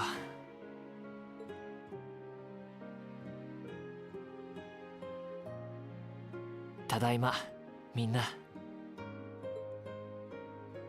うん。よくぞ帰ってきた。本当にお疲れ様だったな。いや、それほど大変じゃなかったよ。教官、先輩たちもわざわざ俺のために。おかえりなさい、リーンくん。この時期2年は授業もほぼなくなっているからね。バリマールの件もあるし、せっかくだと思ってさ。1年は授業中だけど特別に実習扱いにしたわ。どこぞの大尉さんが君の到着時間をご丁寧に連絡してきたしね。そうですか。セリーヌも迎えに来てくれたんだな。ついでよ、ついで。あんな顔して出発するから、ちょっと気になったというか。で、今の話。Ja, ja, wir war voll zur drüber. みんなありがとう。どうする？今日はもう寮で休む？それなら荷物を運ばせてもらうぞ。いや、授業中なら俺も出るよ。1ヶ月の遅れをなんとか取り戻したいしな。今日はこのままお疲れ様会になだれ込もうと思ったのに。Sarah, du bist die Lehrerin. Kleiner Reminder. ソロ、ナイスアイデア。レッツパーティーだね。真面目にやりたまえ。それは夜ということで。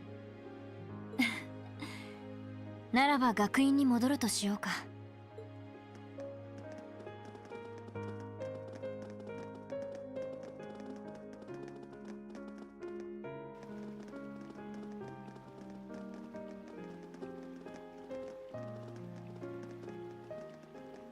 リーン、おかえり。ああ、ただいま、フィー。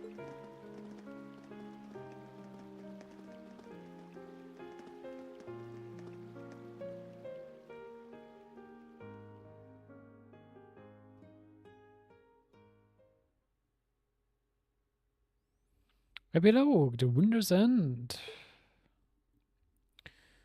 Und zudem ist auch dann damit das erste Schuljahr von denen. 今でも覚えている。Das kommt nämlich auch noch. 俺たちが過ごした最後の日々。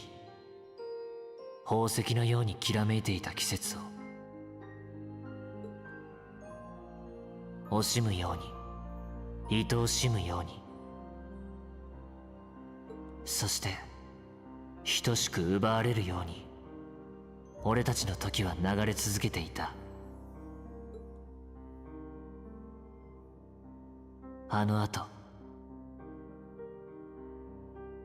高魔女、変異したバルフレイム球は、夢でも見ていたかのように元に戻った。人々の記憶が曖昧になったこともあり、今では集団幻覚の一種として片付けようとする風潮すらあった。それもあの二人が導いた激動の日々が原因かもしれない。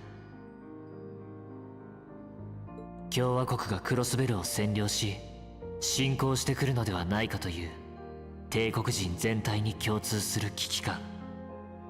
それを煽ることでルーファス教はわずかな期間で貴族勢力を説き伏せ、宰相への全面協力を表明し、アクル七葉暦1205年、正規軍と両方軍の総力を結集したクロスベル侵攻が行われたのである。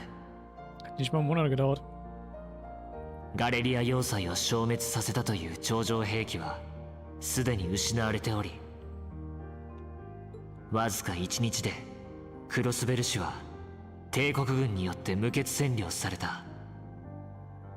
間髪を入れずに共和国も反応し空挺機甲師団を投入するが、主力戦車と機甲兵を組み合わせたルーファス総司令の戦術によってあえなく撃退されることになる。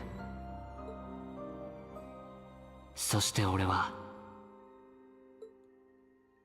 俺とバリマールはあの言葉通り帝都解放の立役者に祭り上げられ、クロスベル戦線への協力要請に従い2月には現地入りした。そして機甲兵部隊を率い何度か共和国軍を撃退するうちに、いつの間にか灰色の騎士という名前で呼ばれるようになっていた。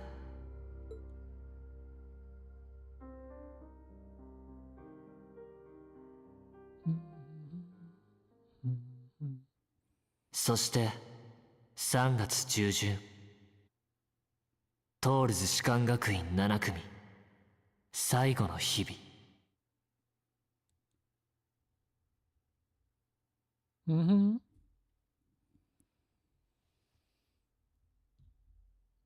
近代までの流れはここまでにしておきましょう。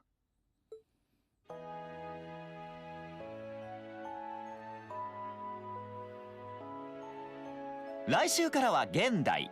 50年前の動力革命から今日までの流れに入ります。かなり駆け足になってしまうので、できれば予習しておいてください。エマさん、マキアスくん、サポートしてあげてくださいね。はい、そのつもりです。任せてください。いい参考書もありますし。うん、そうしてくれると助かるな。めんどくさいけど仕方ないか。俺も動力革命については少々知らないことも多いな。技術史についてだったら私もサポートできると思うわ。動力革命か。あのシュミットじいちゃんの名前も出てくるんだよね。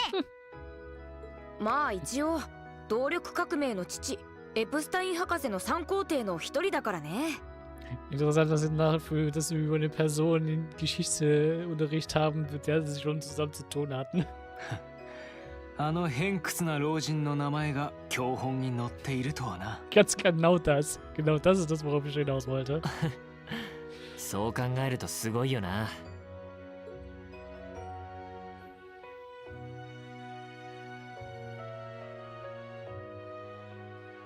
言った通り、来週はおさらいの小テストをする。範囲は2次関数に因数分解、集合、論理、確率ってところだ。Quadratic Functions, okay. Factorization, ja, ist okay. Sets weiß ich gerade gar nicht, worauf das im Englischen genau spezifisch hinausgeht. Logik ist easy. Probability ist eigentlich auch nicht schwer. おっと、微積分の触りも入れるから、わかるやつは備えておけ。飛ばしますね。憂鬱だな。意味不明。呪文みたい。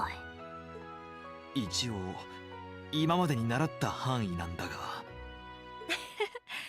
基本的な公式だけでもおさらいしておきましょう。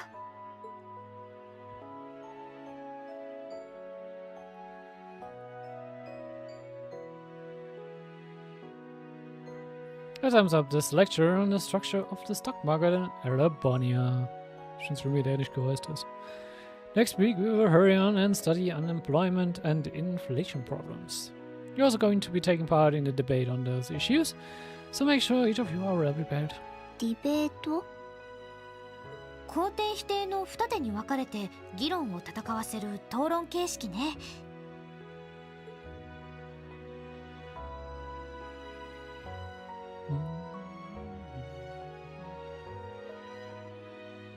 Es gibt gerade auch einen ganz bestimmten Grund, warum es uns gezeigt wird, wie hart sie gerade sozusagen am Lernen sind. After much consideration, I've decided we will use our remaining time to listen to and enjoy music from all manners of genres. From famous classics to popular modern music, we've got records of all kinds for you to enjoy. Even to borrow music from a hard new genre like heaving metal? Maybe if it's called heavy metal? I don't know what that sounds like.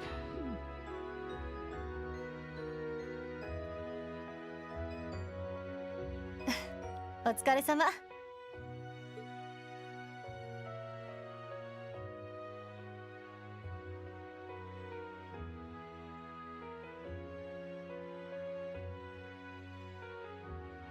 他の教官たちも気合が入ってたみたいだから、さぞ大変だったんじゃない？正直クタクタ。強行軍だったもんね。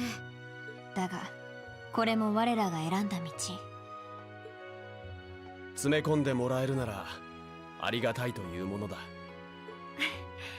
独学でも伸ばせるよう配慮していただいていますし。そうね、教官たちには感謝しないと。その君には少し迷惑をかけてしまうが。そっか、同じところをもう一度やるんだよね。Das haben wir vorbereitet. 構わないのか。構うも何もむしろありがたいくらいさ。これだけ入念に予習をしたら2年の中間試験でトップを取るのも夢じゃないかもな。リン、強気だね。リンさんならきっとできますよ。去年の中間試験でも7位だったもんね。さすがに調子に乗りすぎか。いや、そんなことはないだろう。せいぜい期待しておくか。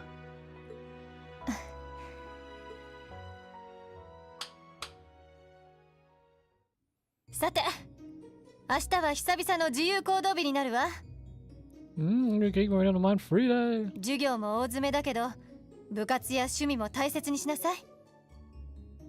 いい天気になるみたいだし、デートってのもいいんじゃない？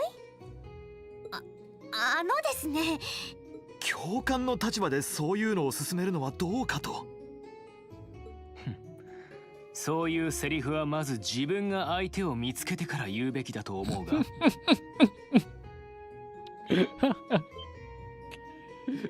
失礼ね。私だっていい相手の一人や二人。I mean, maybe. Ich würde schon wie innerhalb von einem Jahr, wie krass gebondet die ganzen Charakter haben. Also. その割には一人酒が多いような。まあ、それ以上は触れないのが礼儀だろう。ラウラのお父さんとか、サラは高望みしすぎ。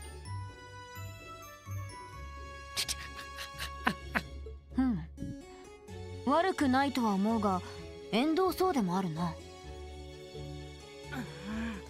見てなさいよ。残り半月で素敵なおじさまをゲットしてやるんだから。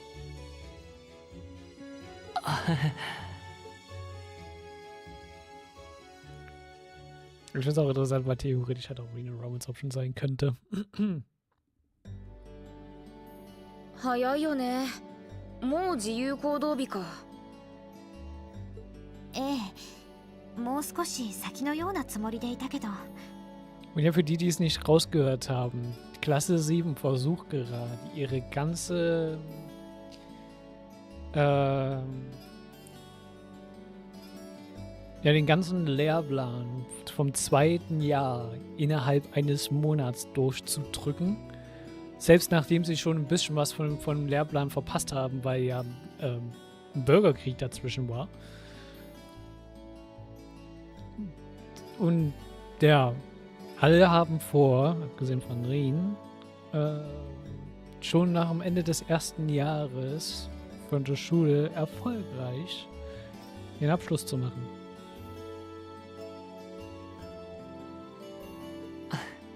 Ichはかなり久しぶりだな。そうだったな。君の方は向こうでちょっとは休めたのか？いや、基本的には作戦行動が続いていたからな。クロスベル市で息抜きには連れて行かれたけど、さすがに居心地は悪かった。そうですか。無理もあるまい。クロスベルの民にとって帝国人は侵略者も同然か。レクターなんか平気で楽しんでそうだけど。I mean, es ist auch Lecter. カジノとか一度連れて行かされたよ。なんかありえないくらい勝ちまくってたけど。いかにもそれっぽい。Wahrscheinlich im Casino-Run, die sein vertraut hat. ギャンブルか。好きな人は好きよね。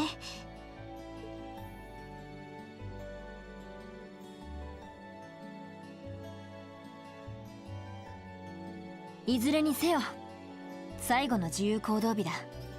お互い悔いのないよう明日は過ごすとしよう。Wir werden actually eine Einladung kriegen. そうだな。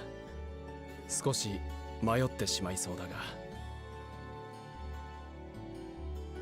当然部活には出たいけど、それ以外にもしたいことがあるし。調理部の試食に学食とキルシェの新メニューに。まったく小狸にでもなるつもりか。10,000? リンさんはやっぱりタワ会長のお手伝いですか？ああ、生徒会の引き継ぎは今日終わるみたいだけど、手伝うことはあるだろうし、無理やりでも引き受けるさ。そうか。リーンらしいというか。困ったことがあったら遠慮なく呼んでちょうだいね。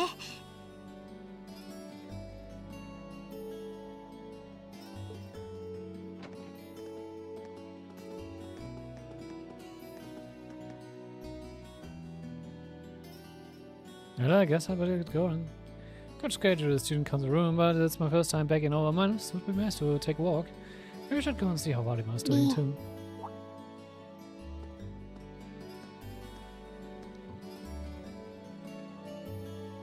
What's up? What are you going to water the flowers? 後でいい。今はこっちの方に水をあげたいから。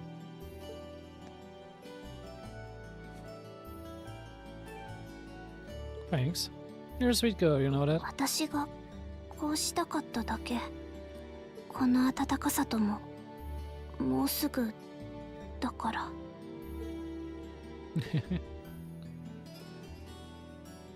You really are those as can be when we're alone together, unlike the rest of the time. バカ。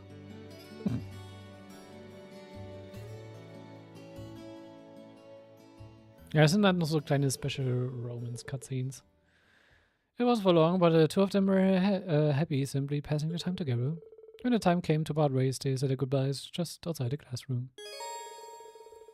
Classes are now over for the day, and you can walk around the academy grounds freely after visiting the buildings accessible through the engineering building and speaking to Thor in the student council room. The story will advance. Wir haben aber noch ein paar Kleinigkeiten, die wir jetzt machen können. Wir haben einiges an Character Notes, die wir noch machen können.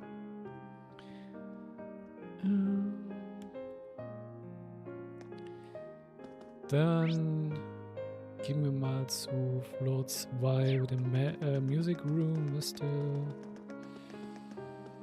hier sein. Wir nehmen da einmal mit. I had to pick a new head for the window store a while back, so obviously I put my name forward. But I wrote it for Bridgie. She didn't even volunteer to be a candidate in the first place. I really wanted it too. I wonder why nobody wanted it for me. What a mystery.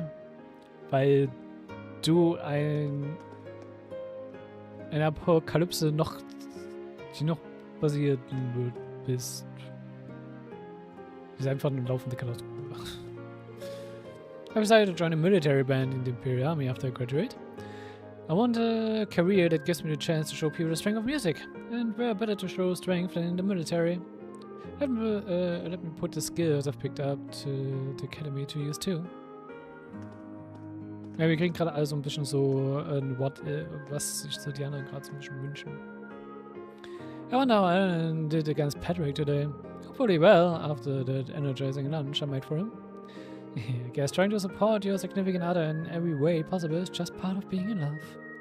Hope you find the time to spend with someone you care about today too, Ring. Thanks, I'll try. So...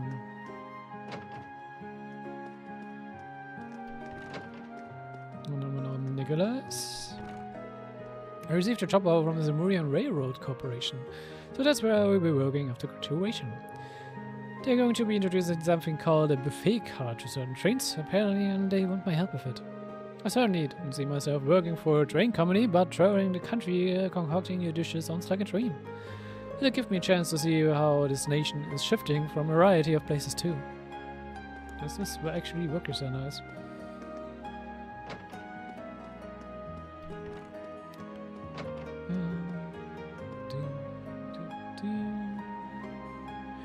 Vivi und... Vivi und so haben keine Character Note. Okay. Extenuating circumstances have led me to opening an exhibition in Heimdall. More specifically, our club advisor took the liberty of showing off the pieces I made during the war to everyone she could. Now I've got now I've got people saying that they want to become my sponsors or some garbage like that. None of that matters to me. I just wish they would shut up and let me work.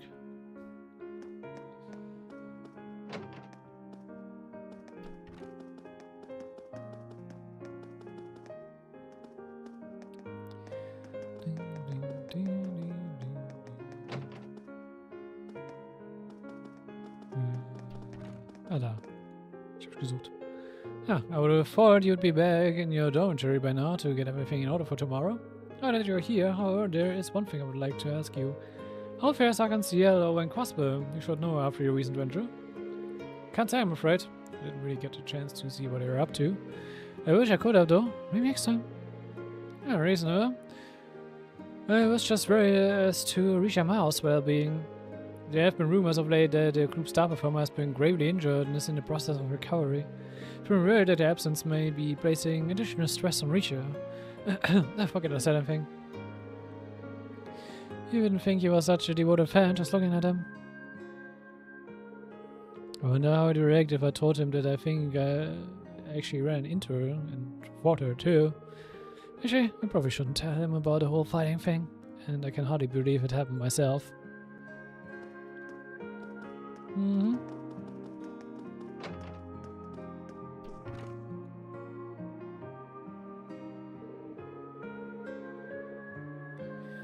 Oh, it isn't Range Schwarzer. Allow me to give you my belated congratulations on your incredible work of Wing Crossbow, though it does break my heart that such a heavy burden should fall to a student such as yourself. Don't be bad, sir. I was the one who chose to accept the cross-spelling government's request, after all. Besides, it wouldn't do me any good to run away from this. The role I've been given is difficult, but I will see it through to the end. Ended up meeting some interesting people over there too. I have no regrets. And I shall only say one more thing. I'm sure your days ahead will be full of hardships. Be sure not to lose sight of yourself as you face them. This is all the advice I can give you. Thank you, sir. General Hendek was my superior back when I was in the army. As such, I'm planning on granting you a bit of additional assistance. Something wrong, Schwarzer? No, sir, not at all. I wouldn't be surprised if Principal Hendek knew something. But now's not the time to start asking.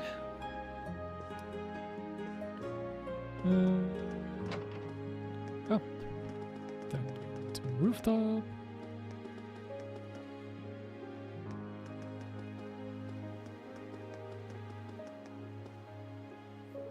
It's nearly time for me to bow out of my academic career. Have the preparations been made for my return to my family's land, Sarifa? Of course, everything is arranged for you to start managing them from the moment you arrive.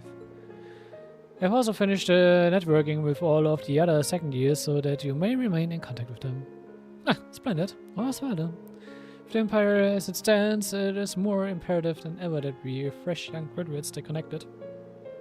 And what better contact for maintaining those connections than Vincent Floral, noble and patriot? Can feel the inspiration from here, Mr. Vincent.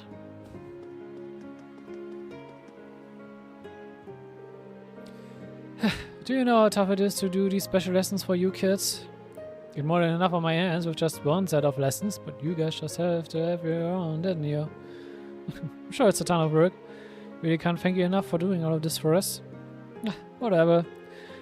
Yeah, my current workload is a headache, but I'm sure it will be upgraded to a migraine when next year rolls around. Do you know small part to the damn building over there?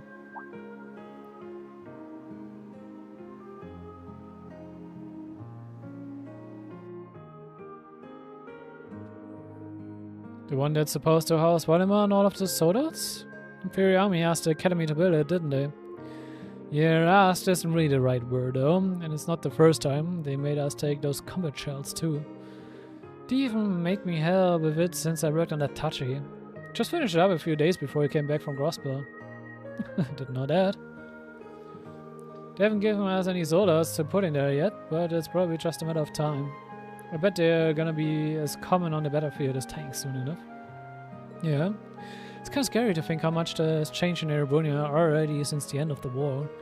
This is probably only the beginning. Well, that's life. Nothing stays the same forever. Just don't spend so much time worrying about the future that you forget about what's happening in your life right now. Basically, don't forget about the future of Erebonia when you've got your own shit to deal with. Like next week's test. Maybe should study extra hard for this one. Maybe I should drop by the building and pay Valimar a visit later though.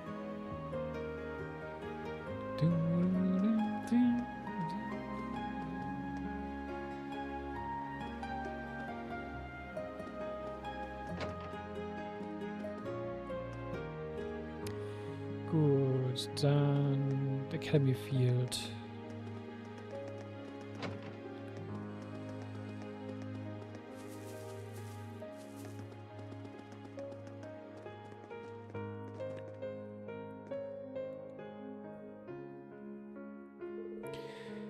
I don't near as much to the Reading Club this year as I do to our class. My time at Force wouldn't have been nearly as interesting as if I hadn't joined. I consider myself lucky to have done so. I'm happy to hear that. Terrain, from what I understand, my brother owes you a lot for what you've done during your stay in Crossbell. I won't say that. While I was there, I saw the extent of his political skill over and over again, and, well, I feel like I only now know just how much he's capable of. In both good ways and bad, I assume. I thought I knew him just like I thought I knew my father, but in the end, they were both strangers to me. Sorry, Juices. Enough about me. Just wish he could have seen his duty as one of the Academy's directors through to the end of the year, that's all.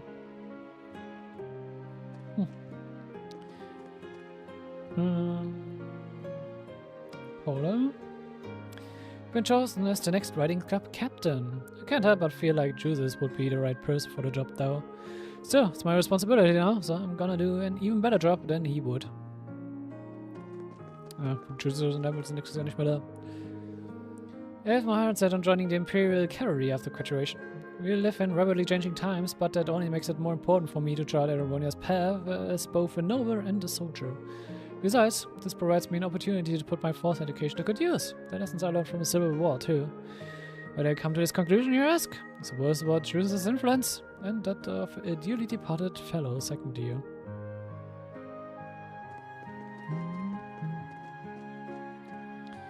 Then go to the gymnasium, Frieda and Ellen, alright.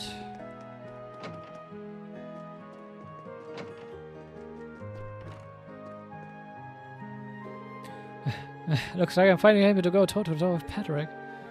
I guess I've got all of Bridget's support over the year to thank for that. But there are many my laurels to rest on. A good boyfriend aims high to make sure that he can always keep his girlfriend safe.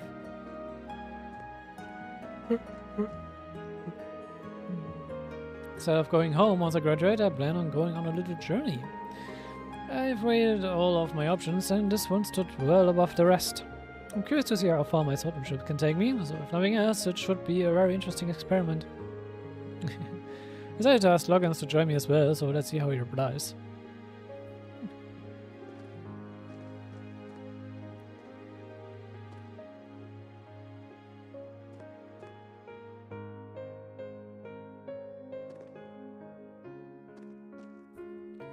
So.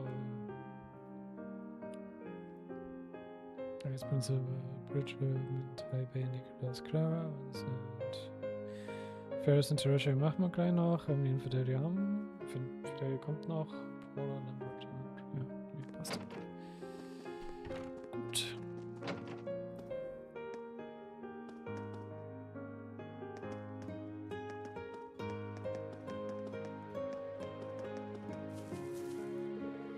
This is a planet that have finally started to sprout.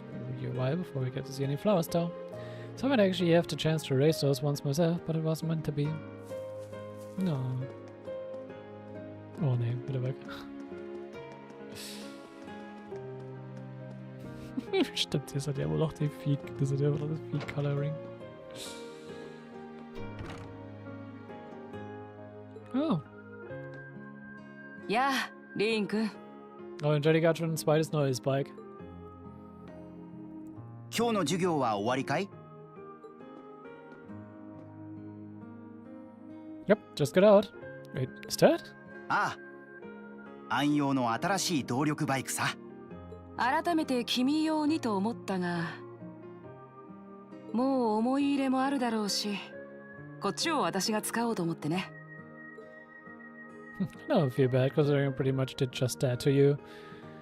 The new one's got a pretty cool design though. 基本的なスペックは君のやつと変わらないけどね。暗用のチューニングとロングツーリング用の装備を追加するつもりさ。But distance riding would mean you're planning on going off on some big journey, aren't you? ああ、モラトリアムってやつさ。私の武術の先生もそうだったが、いろいろなものを見てみたくてね。とりあえずゼムリア大陸を一周してみようと思っている。That's not a very specific plan, and a pretty sizable journey. Und auch eine gute Journey, Flash Connections zu machen. まったく行動力がありすぎるっていうか。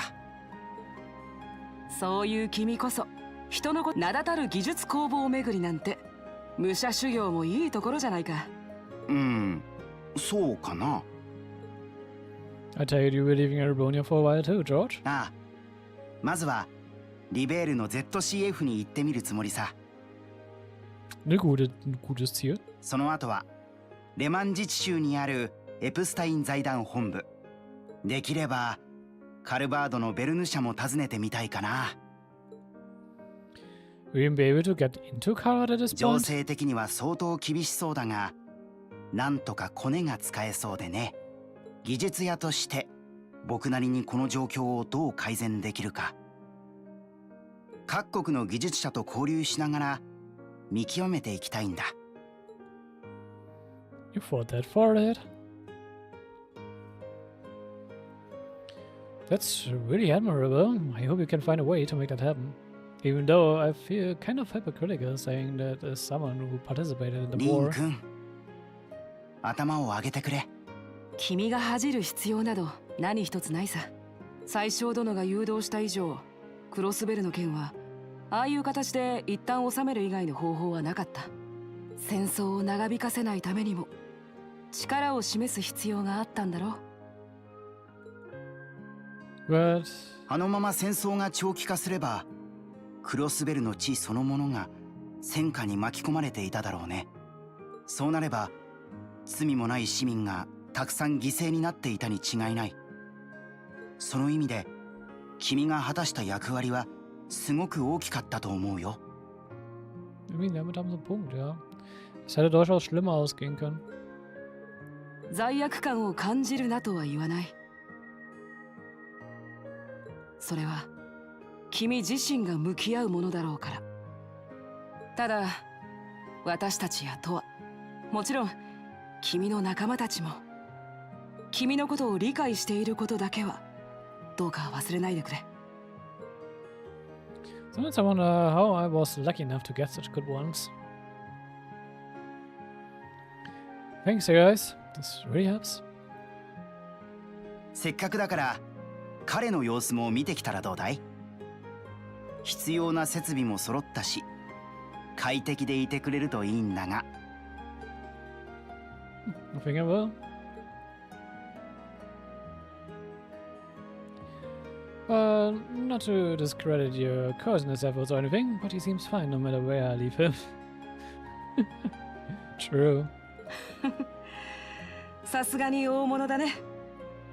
後で私も挨拶させてもらおうかな。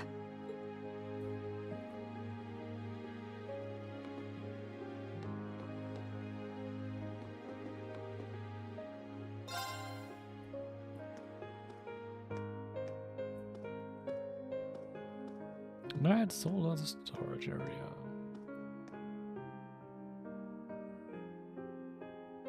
Hi Valimar, how are you holding up?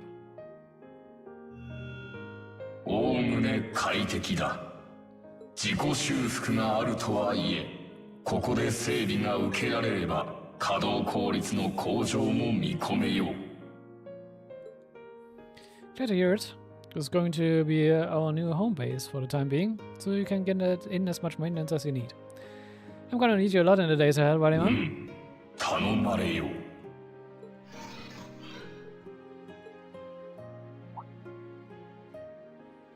いや、何かが反応した気がしたが、どうやら気のせいだったようだ。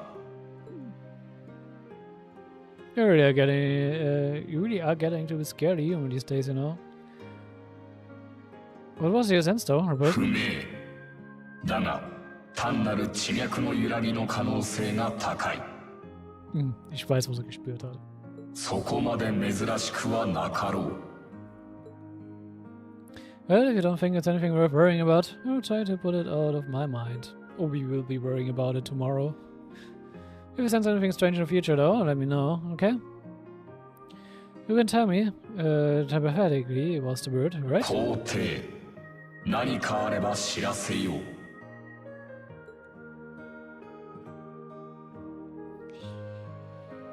Ja, wir doch die Reverie Corridor. Das ist das, was Valimar gerade gespürt hat.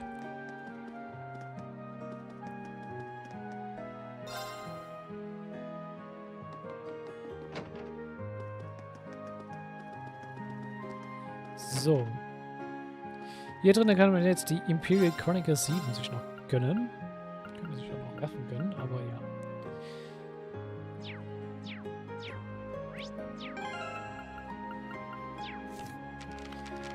Und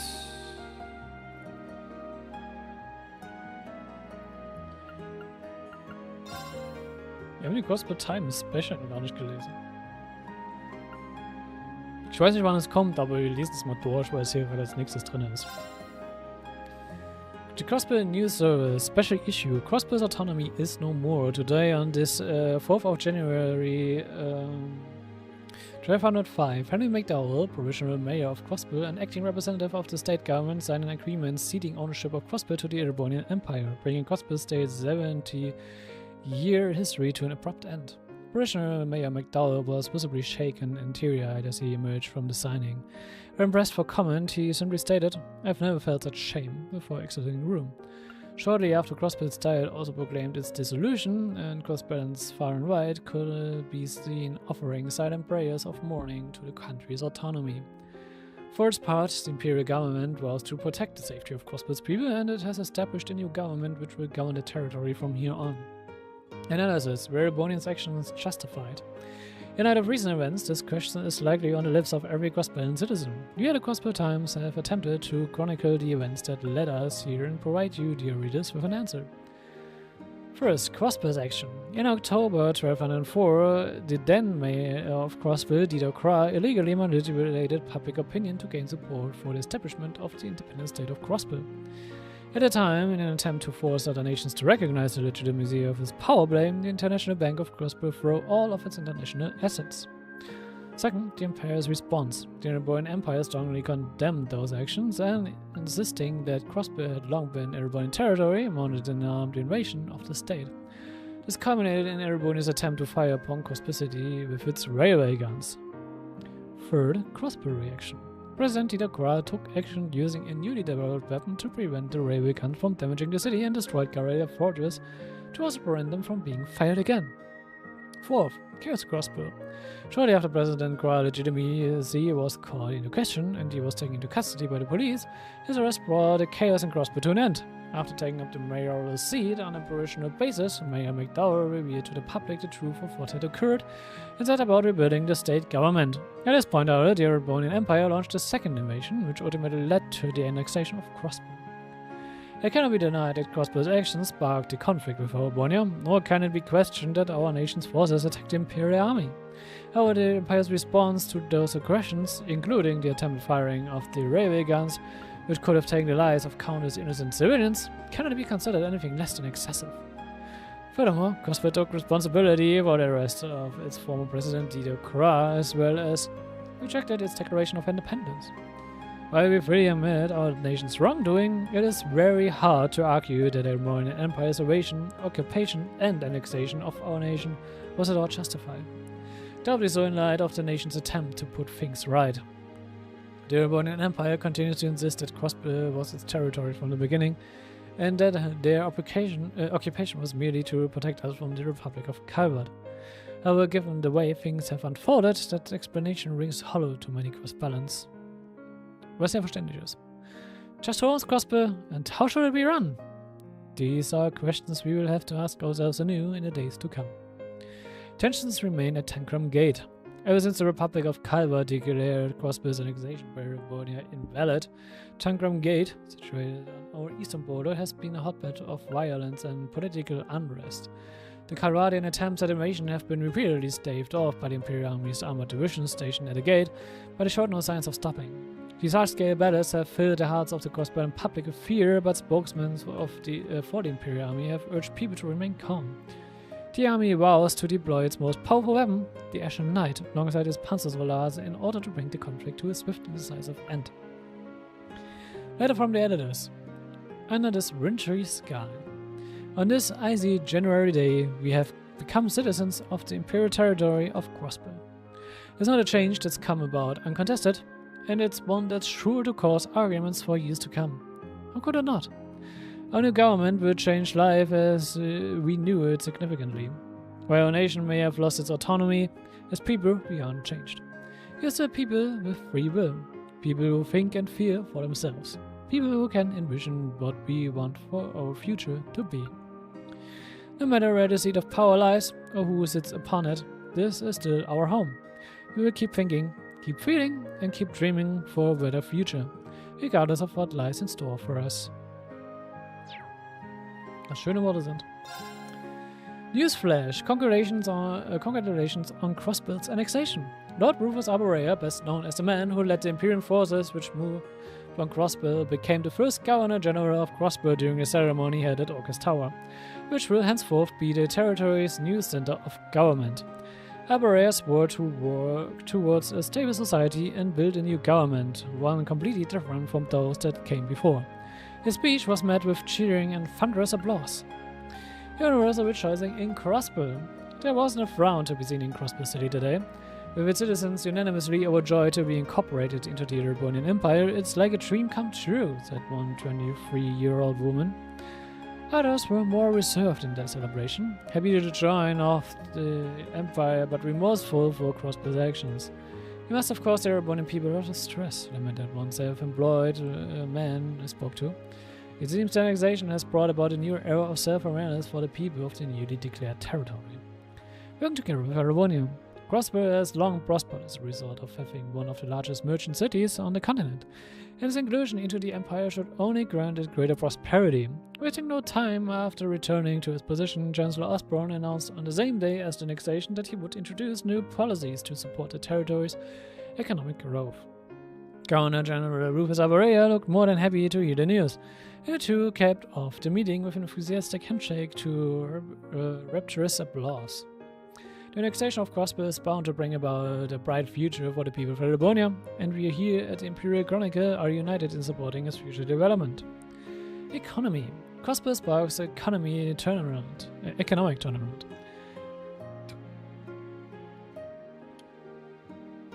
Since annexations of Crossbill, national economic indicators have been on the rise.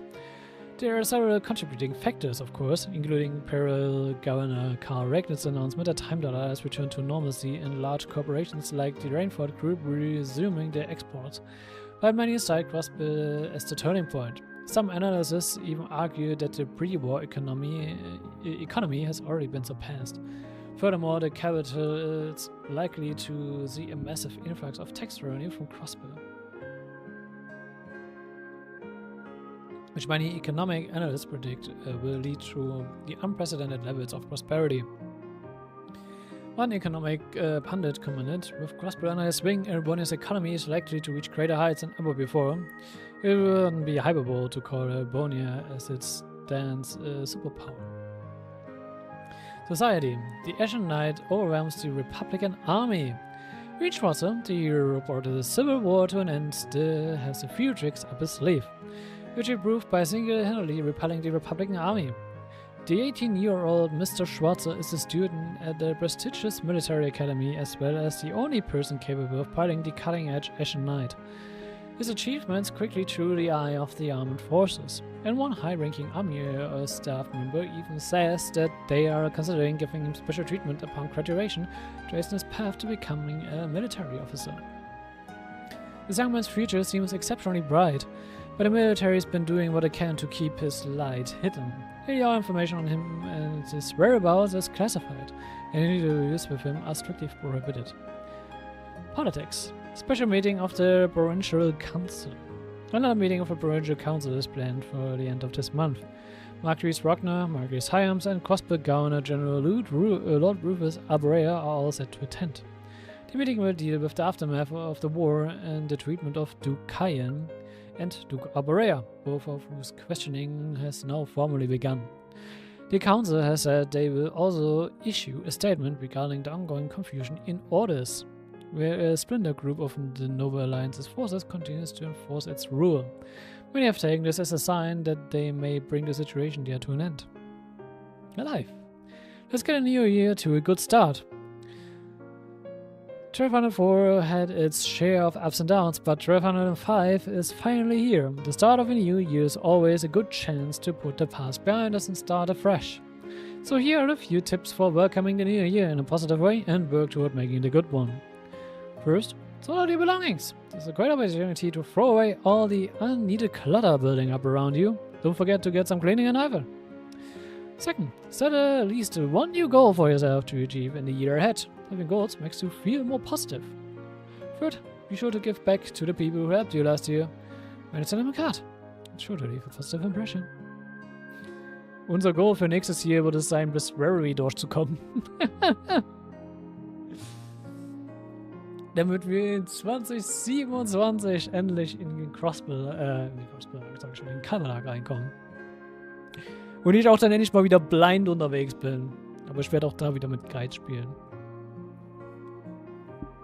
Weil ich will wirklich alles so früh wie möglich halt sehen. Und wenn dann auch Second Playthrough Only Stuff dann auch noch damit reinkommt, werde ich da mal gucken, ob wir das irgendwie dann anders gelöst kriegen, dass wir das uns angucken. Wie halt zum Beispiel die Black Records, auf die wir auch gleich noch zurückkommen werden.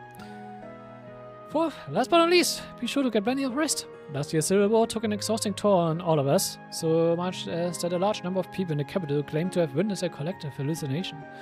Get those thoughts out of your head and start the year off healthy by sleeping well and sleeping often.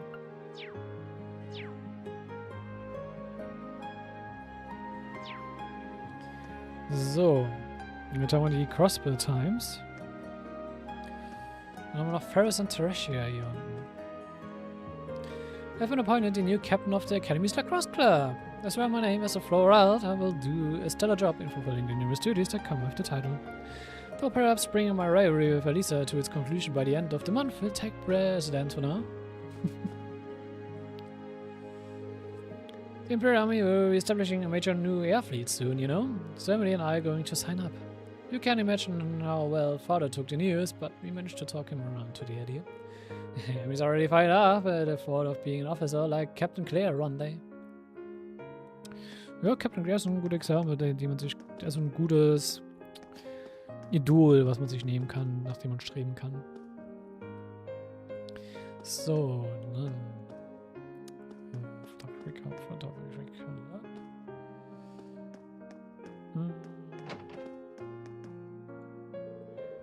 Rex and I sent in some of our war photos to the Imperial Chronicle, and they really loved them. We even received special recognition during the last feudal surprise ceremony. That in turn led a man named Norton to offer me a job at the Chronicle, which I graciously accepted. Sehr schön. I plan to use the position to spread the truth to as many people as possible.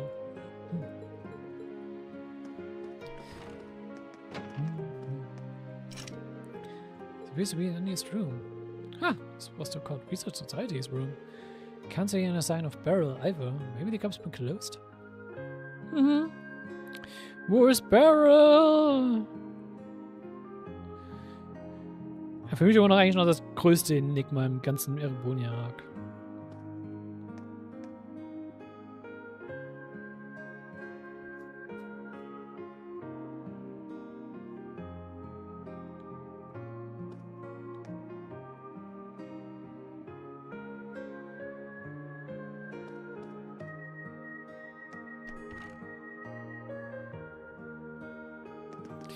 So, bevor wir uns noch zu Thor gehen, ich glaube, ich mache das jetzt Wo soll ich das jetzt machen? Instructor's room. Hi Lorraine, how goes your studying? I'd be more than happy to help if you're having any sort of trouble. Thanks for the offer, but I think I'll be alright. Got Marcus and Emma as a support system keeping me on the ball. If the offer extends to next year though, I'm sure I will be taking you up on it then.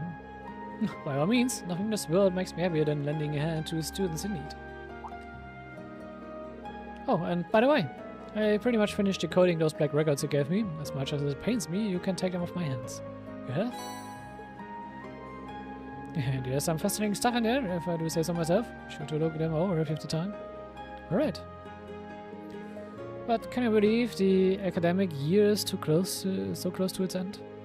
I'd just love to see it off with a big old party, wouldn't you? Think you're onto something. Really curious about this report he just gave me. I have to look it over when I get back to the dorm.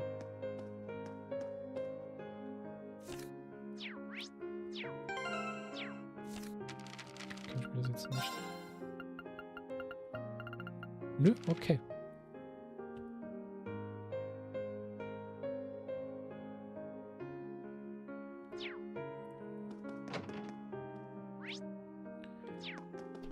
Also es wird ja echt noch auf den Dorf, darauf geschoben, dass ich erstmal ins Dorm zurück muss. Alright.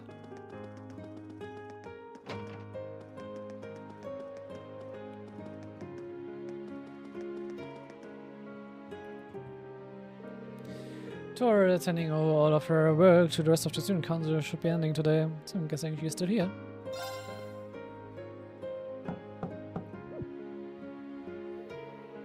Guess everyone in there, but there's no response. Oh, I know.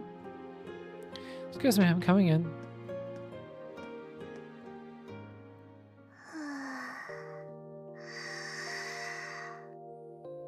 Und sie schläft mal wieder. Yep, I knew it.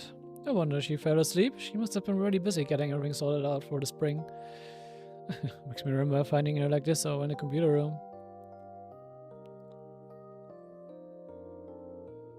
Alright, but we shouldn't look too much or she will get mad when she wakes up.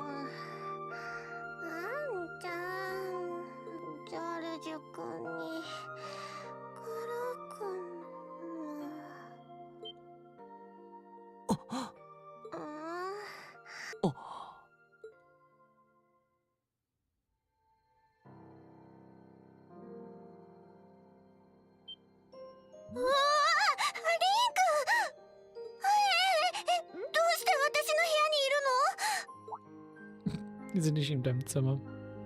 Also. 生徒会室。そっか、寝ちゃってたんだ。すみません。ノックはしたんですけど。私が悪いんだし、気にしないで。ああ、もう、なんでリン君にはこんなところばっかり。また寝顔見られちゃったし。なるべく見ないようにしましたから。それならいいけど。あれ？リン君どうしたの？なんだか顔色が悪いような気がするけど。いえ、なんでもないですよ。夕日のせいかな。体調は悪くないですし。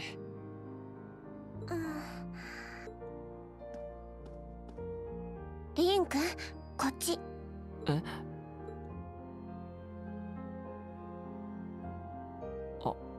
あのね、リン君は男の子だし、実際にこの1年で成長したと思う。もう男の子とは言えないかな。でもね、いつもずっと立ち続ける必要はないんだよ。疲れたら、気が抜けちゃったら我慢しないで座ってもいいと思う。大人だって男の人だってね。すみません。俺は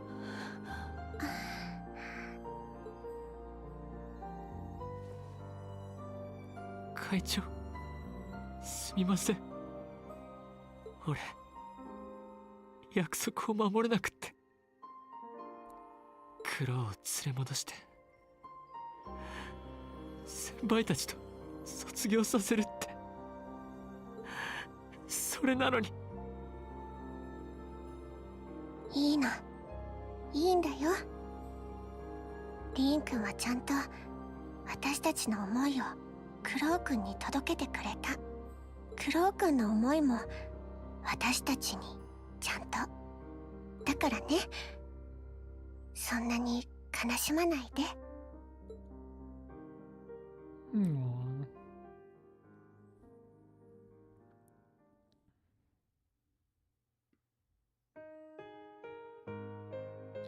Das ist aber auch mies, dass halt auch genau das passiert, nachdem sie auch so schön gesagt haben. Wir sind es bisher gekommen, ohne jemanden zu verlieren. Und dann ein paar Minuten später und dann halt das. Ne? Oh, sorry, I didn't want anyone to see me like that. これでおあいこだね。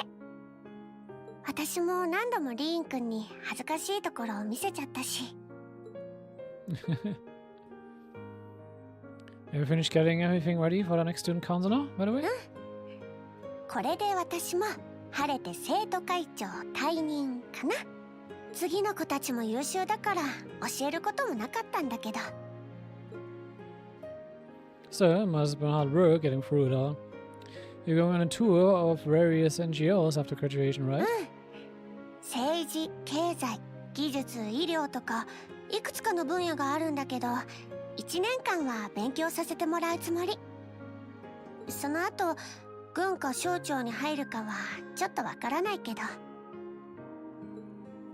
Well, I'm pretty sure they'd both love to have you. There's no chance either one would say no to you. Especially since taking a year off hasn't made them any less determined to recruit you. After all you did with commanding the courageous, it's no wonder you're so in demand. ただ必死だっただけなんだけど。でもこれからのことを考えるといろいろな視点は持っておきたいから。軍に入るにしても省庁に入るにしても自分の考えは持っておきたいんだ。何よりも帝国の未来のために。でちょっと大げさかな。Well, not at all. After how much you've done for this academy, I can only imagine how much you could do for this country.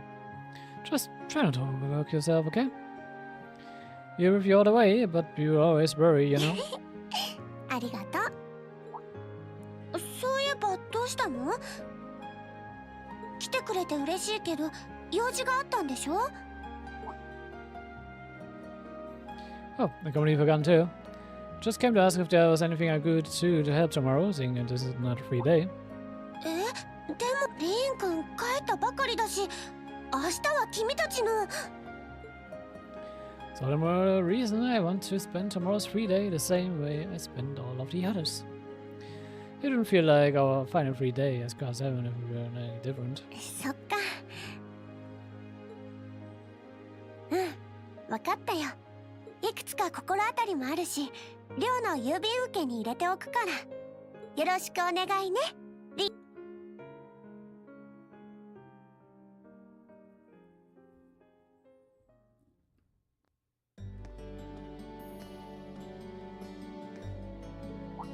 Green. Hey guys, didn't expect to run into you. Yeah, crazy coincidence, huh? Are you heading back to the dormitory too? Yeah, it was the idea. Why don't you all head back together then?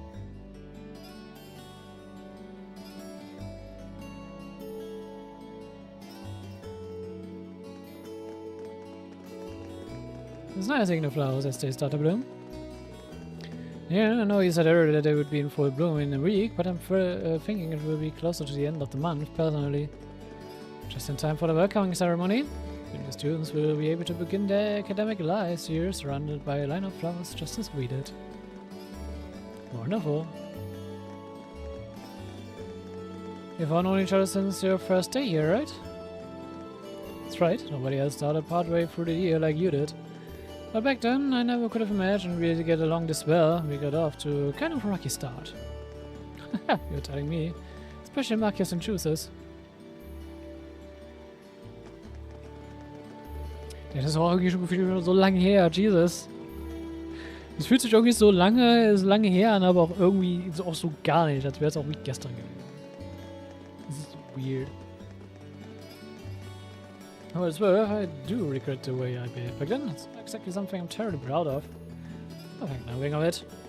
Immaturity makes fools of even the best of us at times. Thanks.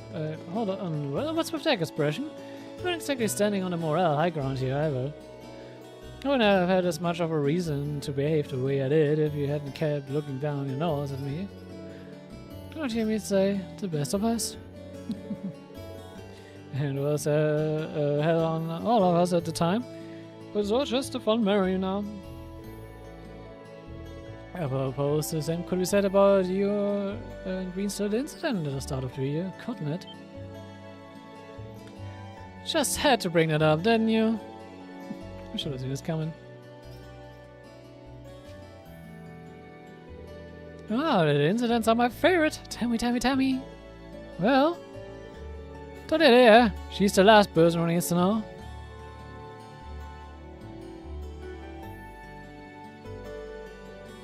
Our first day really was full of surprises. Yeah, can't imagine too many teachers welcome the students by dropping them through a hole in the floor.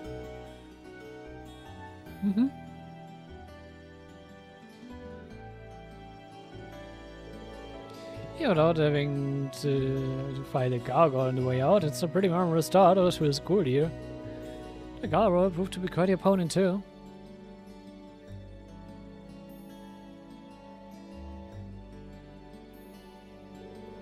As I and when we finally managed to pull it together and defeat it, she just casually drops in like nothing happened. It's like she was lying in wait the whole time, watching and waiting for a chance to strike. That's exactly what she was doing.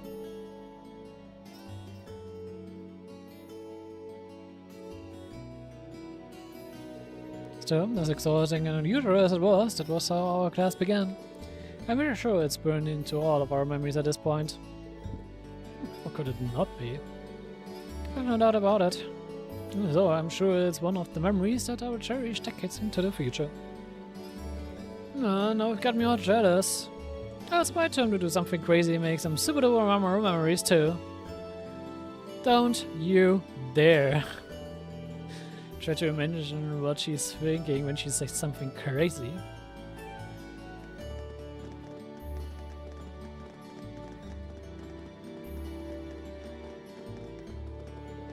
Hopefully unrelated note. What are we gonna do for dinner tonight? We'd only planned on getting something out at Kirsch's, but if anyone has any better ideas? I think it might be a good idea to make something for ourselves. If we divided up the work between us, I'm sure our meal will have quite a bit of variety too. That sounds nice. My cooking skills were in danger of getting rusty too. No Texans here. Unless anyone has what they need already, I think it's time to split up. We probably get a lot to buy, so...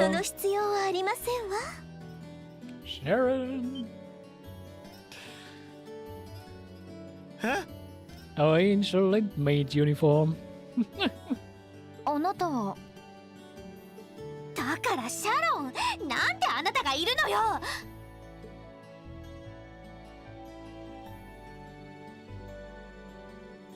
会長のお許しをいただきまして、今一度第三学生寮の管理人を拝命いたしました。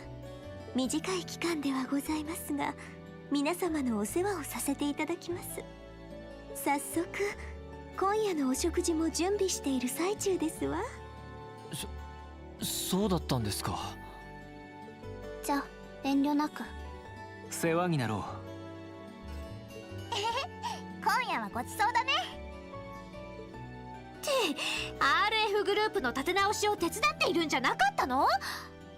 おまけに春以降の注文が殺到して生産ラインが追いつかないって。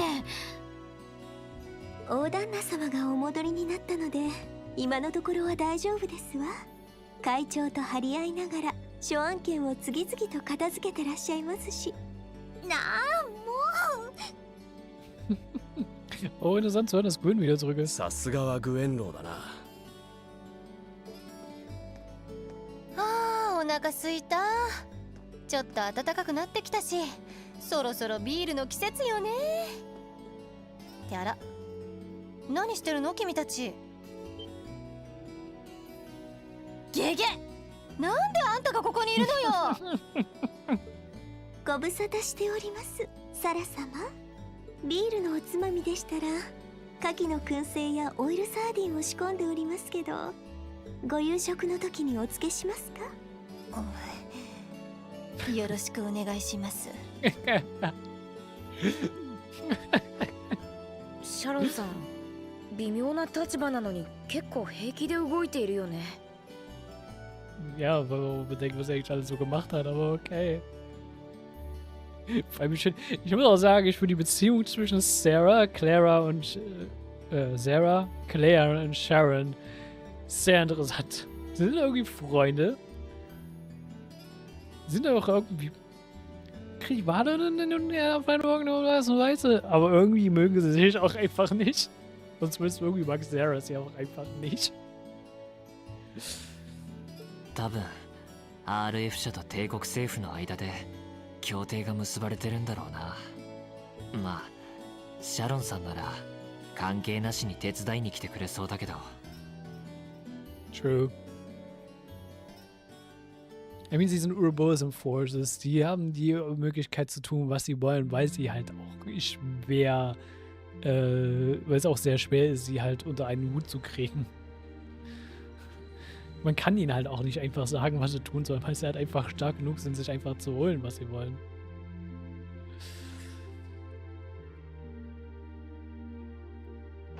Siehe Bleu Blanc. Ich glaube, das ist das beste Beispiel dafür. I think I might have eaten too much. It's been so long since we last had Sharon cooking. She hasn't lost her touch, but it feels heavy on my stomach at all. Well, that's all my work done for the day. Maybe we should go see how everyone else is doing. Let's progress on storm on the night before each free day. Be aware whether the story will progress should you return to Reen's room. First order of business.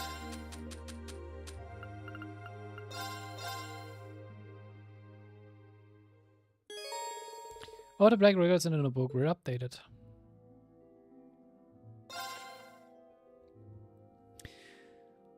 Black Record 1. The Gods of Creation. Before Septian Calendar.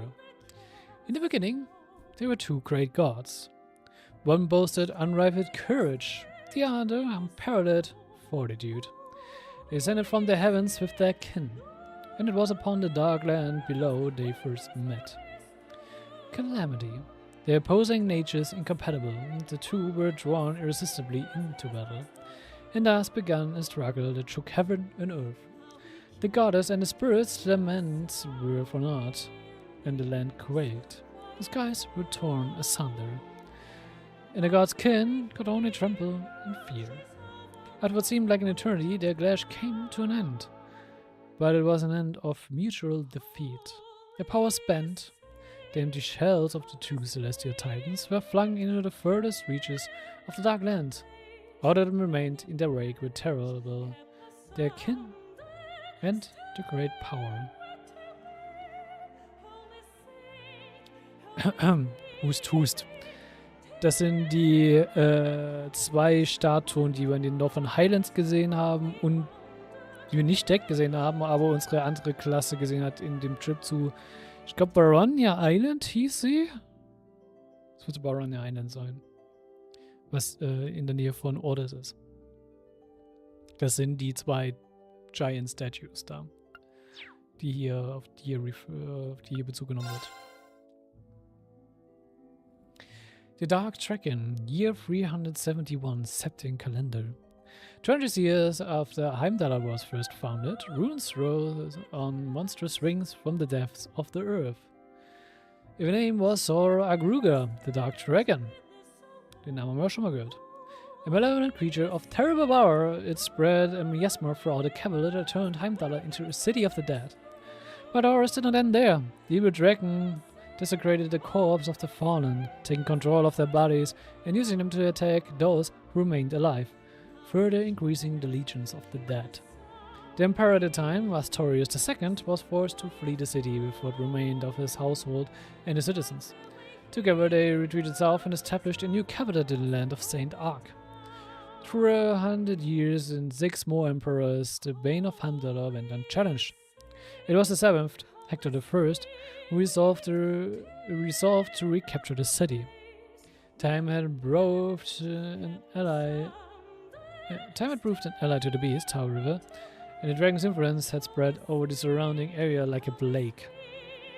Undaunted, Hector I led an army of brave knights into the necropolis in an attempt to free it. But though their hearts were steadfast, their arrival was met by legions of powerful fiends, and their efforts seemed doomed to an end in failure. It was then that Hector I had a fateful encounter with none other than the great Vermilion Knight, Testarossa. The knight recognized Hector I as its master, and bolstered by its immense power and countless weapons, the emperor moved once again on the city and to the decisive encounter with the Dark Dragon. The battle shook the city to its core, and at the end the Vermilion Knight was victorious. The Scourge of Heimdallr, the Dark Dragon, was defeated. However, the price of victory is steep. The corrupted blood that flowed from the dragon claimed Hector's life and defiled even the knight itself, placing a curse upon it. The noble Testarossa became the Crimson Calamity, a demon with 1,000 weapons that only reacts to the blood of the Arnor family, a destructive force on par with the Dark Dragon that, should control of it ever be lost, would threaten the world and all who live in it. It was here deep underground, never intended to again see the light of day. When a new city arose from the ashes of the old, the people once again began to gather in Heimdallr, and that was when the remaining capital, that endures to this day, was first built. Das gibt uns einmal schon mal den Hint. Die Divine Knights gibt es nicht schon erst seit 250 Jahren, sondern schon seit fast 1000 Jahren, mindestens. In den Jahren 370 Testarossa hier benannt wird, heißt es, diese gibt es eigentlich schon seit, ja doch, schon mindestens 900 Jahren, wenn nicht sogar vielleicht schon seit der Zeit vor dem septialen Kalender. Und der Drache. Soa The Dark Dragon. Erinnert ihr euch noch in Kultstil 1? In den Katakomben unter Heimdallr? Als Alfin und Elise gekidnappt wurden, mussten wir gegen einen Knochendrachen kämpfen. Das ist die Connection hier. Das sind die Überreste von Solar Gruger. Und es wird auch nicht das letzte Mal sein, dass wir von Solar Gruger hören. Ich sage mal so viel. Das wird nochmal zurückkommen. Auf eine andere Art und Weise, aber es wird nochmal zurückkommen.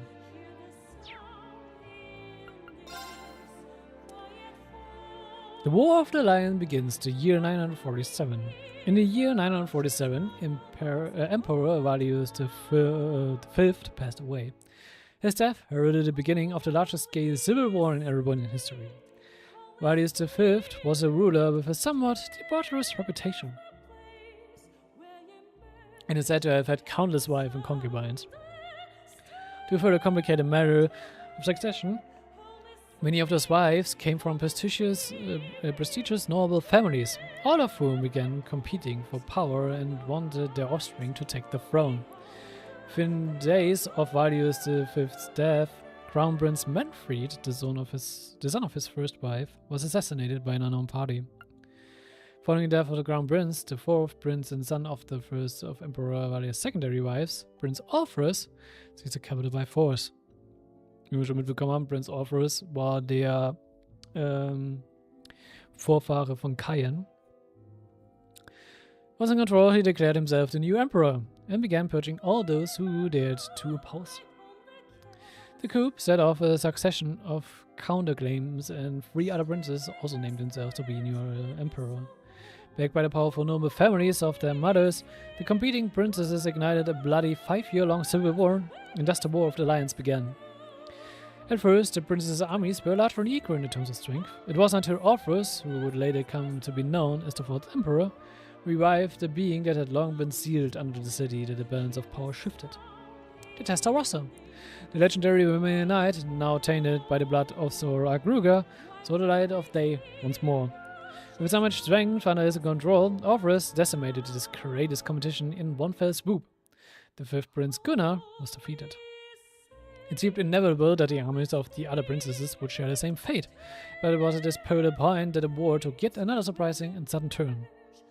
An unexpected development came in the form of another great knight, the Palatinate Knight.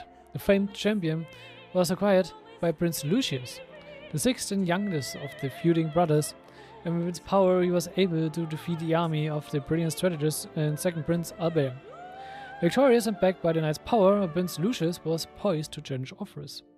Prince Gunnar and Albert's armies, however, were not completely wiped out and decided to join forces with one another in order to oppose the other princesses. It was thus that the war became one fought by three separate groups: Prince Orpheus with the Romanian knight, Prince Lucius with the Palatinate Knight, and Princes Gunnar and Albert, who had no knight but compensated with their sheer numbers. The war of the alliance had been raging for 2 years now, and the chaos only worsened by the day. Erebonia seemed fated to fall into ruin and darkness, fitting, perhaps, for a nation that takes its name from Erebos.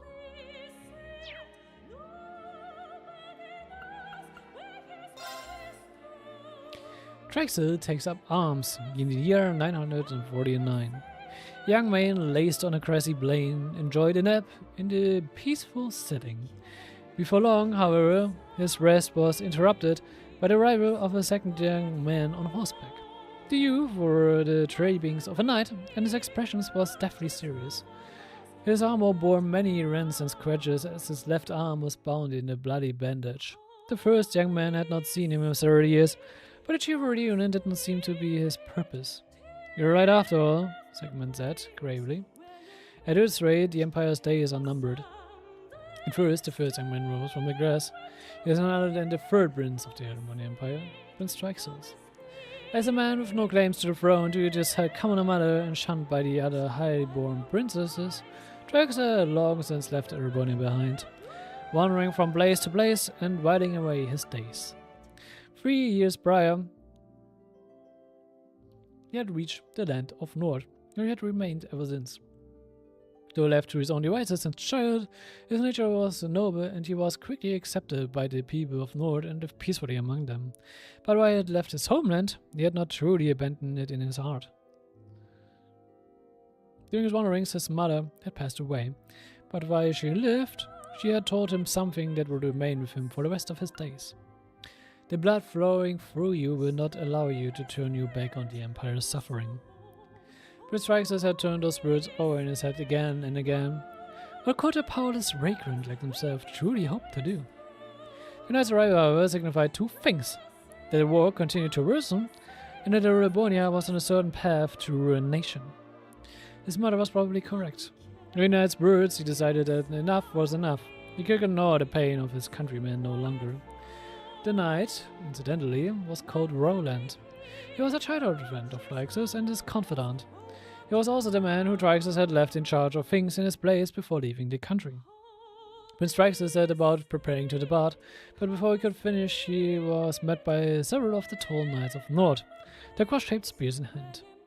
They too were close friends of Drexel's, and they volunteered to accompany him and Roland, fearing that the two men alone would not stand a chance. The next morning the prince departed the village, a mere 17 men under his command. They bade farewell to the people of the settlement, and its elder wished them well. "May the winds and the goddess be with you," he blessed them. "Fortune favor you all."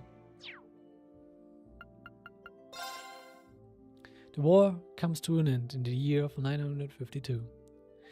Prince Drexel's opponents were the armies of the fourth Prince Orpheus and his Romanian knight, sixth Prince Lucius with his Palatinate Knight, and the combined forces of the remaining princes Gunnar and Albert, who had a legion of magical golems under their control. Yet it has he, the illegitimate son of a commoner and latecomer to the war, who emerged triumphant. His victory did not come without losses, however. During his return to Erebonia, Roland fell in battle. Not long after that, however, he met a woman who would change his destiny forever. that the woman was none other than the daughter of Count Sandlot, who hailed from the lakeside town of Legram. Her charismatic personality and peerless skill with the lance earned her the leadership of a band of knights known as the Eisenritter and the moniker Lance Maiden. Her name was Lyanna Sandlot. Prince Traxel and Lyanna Sandlot may have come from widely different backgrounds, but the concerns for the innocent victims of the war united them in purpose, to bring an end to the bloodshed. It was shared feelings that made them join forces. The two of them, along with the warriors of Nord, the Eisenritter, and all of the other people of the nation whose hearts they moved, liberated one town after another, and were eventually successful in persuading even Prince Lucius, owner of the Platinum Knight, to fight for their cause. At the same time, however, the false emperor schemed to elevate the cursed Vermilion Knight to even greater power, godhood. And thus, the Vermilion Apocalypse was created. The demonic god emerged in Heimdall alongside a monstrous castle and vanquished the approaching armies of Albert and Gunnar in a single battle. The end was anything but conventional, however. They were simply erased from existence. Even the Platinum Knight could not contend with such a foe and was felled, and as it decimated all who challenged the false emperor, countless crimson spirit rains spread out from the castle, stealing the very lives from the capital's citizens as well as those in the surrounding area. Defeat seemed all but inevitable for Prince Traxel and the Lance Maiden and their followers, but they refused to give up. Following the guidance of a kindly witch, they were led to a new great knight which slumbered on the outskirts of Heimdall. After overcoming a trial, they were able to claim the Ashen Knight and its power. With it in hand, along with their many supporters and the army of Prince Lucius, they marched onto the capital for the final time, eventually making their way to the castle at its center. 3 days later, on the 4th of July, year 952, the castle vanished from existence and the city was liberated.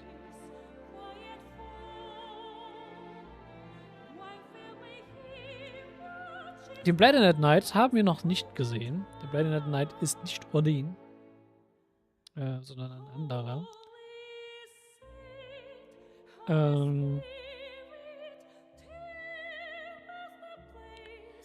Und die, die Hexe,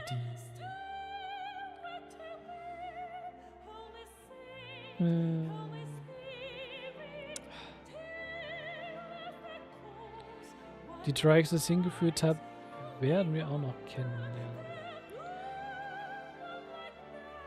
So, ich bin gerade unter, was Erebos überhaupt heißt. Okay, in Greek mythology, Erebos or Erebos is personification of darkness. He is the offspring of Chaos and the father of Eva and Hemera.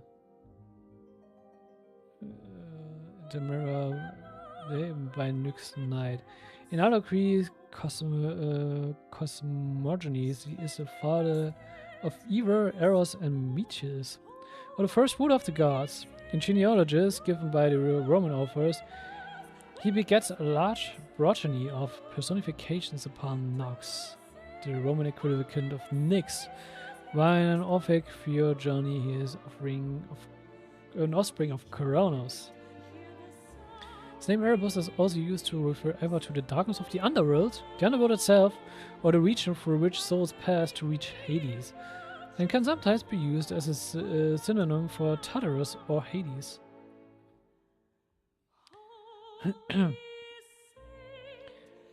Etymology, the meaning of the word Erebos is darkness or gloom. Referring then of the underworld, it derives from the Proto-Indo-European darkness and is cognated with the Sanskrit dark lower in dusk, the Armenian Eric evening, and the Gothic Ericus, in Old Norse Logger, the dark and dust. Okay.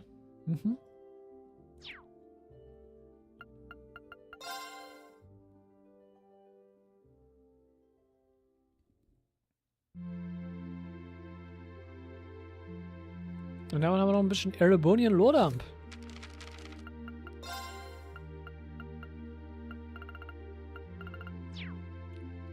Einiges, wovon wir schon wussten, einiges, was noch so ein bisschen nochmal weiter in die früheren Zeiten geht.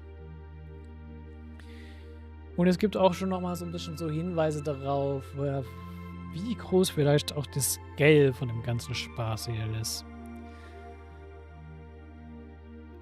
Weil ich sag mal so, diese Great Power, von der hier gesprochen worden ist, die vor den Septien-Kalender gekommen ist,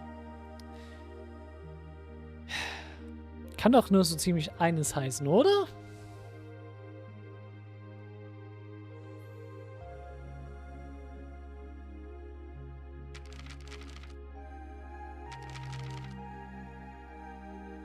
Who knows? Aber man kann so viel sagen, Septiensbaum ist ja noch kein Thema.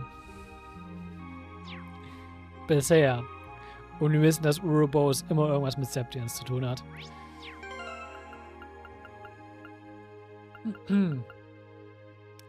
Gut.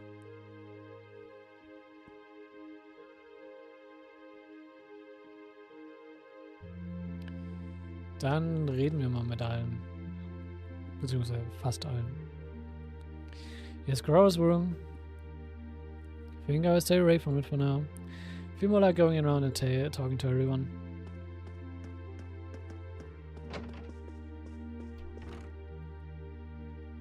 I guess working hard or I'll stop you right there. Of course I'm hard at work, just look at the size of this book. I can't internalize as much of it as possible. I'm here, I'm doomed to failure from the start. This is one of your new textbooks? Man, Heimdallr's political academies and don't mess around, do they? You'll be the youngest person there, right? Most likely. I'd normally need to have graduated from Thors with a bit more experience under my belt to have gotten in. There are a few Thors credits already though. They take some every year. As I might imagine, the recent political upheaval has the place swarming with applicants this year. The exam was hard enough on its own, but that's just the tip of the iceberg. Can't say only you. So, I know you're going to be just fine. You're so smart that you can handle any subject they throw at you. Going up with your dad should give you a leg up on the politics too. No pressure there. Honestly, there are times when I think diving into things at first like this is a giant mistake. What's wrong? Oh, it's nothing. It's just, I know we're probably going to both be really busy around last coming spring, but let's make time to have lunch together once in a while or something, okay? Studying is all well and good, but even I need a change of pace every now and again. I think that can be arranged. The train from here to Heimdall only takes a half hour. I don't see any reason why you wouldn't hang out sometime. And is it late?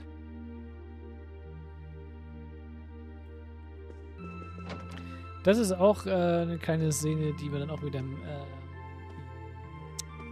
Anime, im Novel War Anime sieht, wo die sich mal in Heimdall chillen und treffen. You're finishing up your painting, guys. Yeah, this is my last one. I want to make sure I'm completely satisfied with it before declaring it finished. Understandable. You're going to keep painting once you're back at home, though, right? Well, I don't know how much time I have to set aside for it, but I intend to keep working on it bit by bit. There's growing reasons for concern in Calvert to the east of the Highlands, but all in all, things are more peaceful than they were. Peaceful now than they were. Should be able to focus on painting my magnum opus. Oh, is it going to be up north? If anyone can make a masterpiece of the Highlands, it would be you. That wouldn't be such a bad idea. But actually, I was intending to paint a picture of the academy, the students, and the courageous. You mean... Now you're getting it. I want to capture the day we liberated the academy. And once I finish it, I fully intend to return to Erebonia with it in hand. What better way to further memorialize this place as my second homeland? Man, you really are amazing. Well, if you ever need reference material, you know who to call. You can get pictures of anything you might need and send them over. I know you're talented, but that's a lot to paint off just your memory. I appreciate that.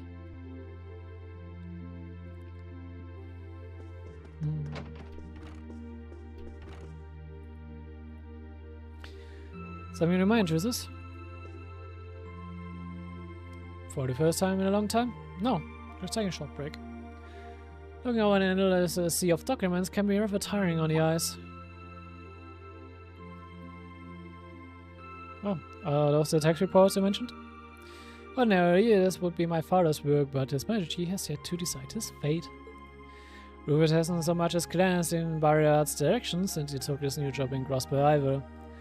As such, the task fell to me.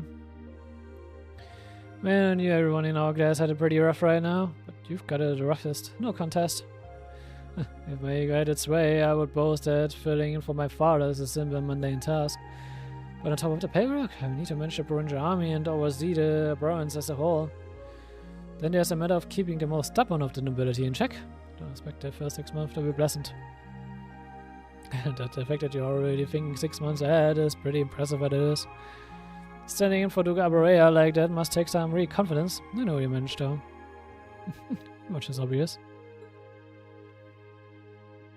What is it? It's nothing. In the days to come, more people will be relying on you than ever before. But no matter who it asks or what they ask, don't be so bright as a novel. Act independently, your head high. Maintain your pride and your autonomy, and I'm sure you'll be fine. Thanks. I promise I will. How would you do that?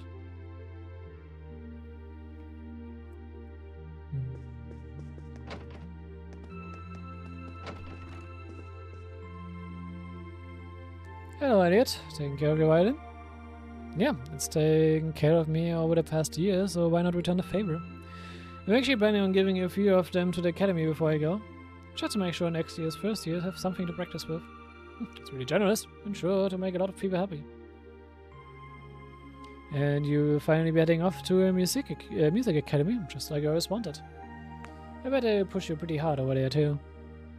I don't doubt it. I'm going to need to be all music all the time if I want to stand a chance at keeping up.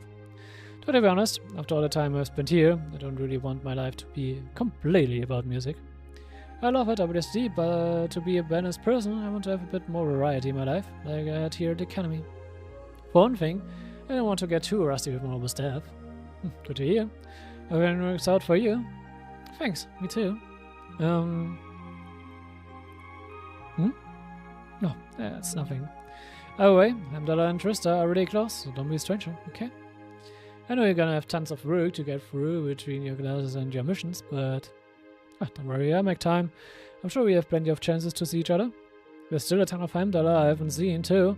You have to show me around next time I make it over there. You bet.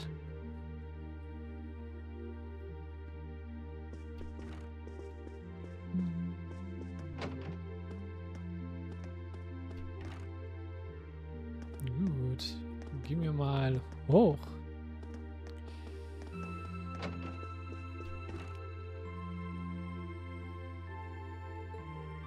Feeling sad about leaving the lacrosse club behind? Yeah, I was really into it by the end. I think it will make for some wonderful memories to look back fondly on in the years to come. Can you imagine? Does that mean you're not gonna keep up with lacrosse in a row? I don't think I will be able to. As far as I'm aware, there aren't any local teams I could join.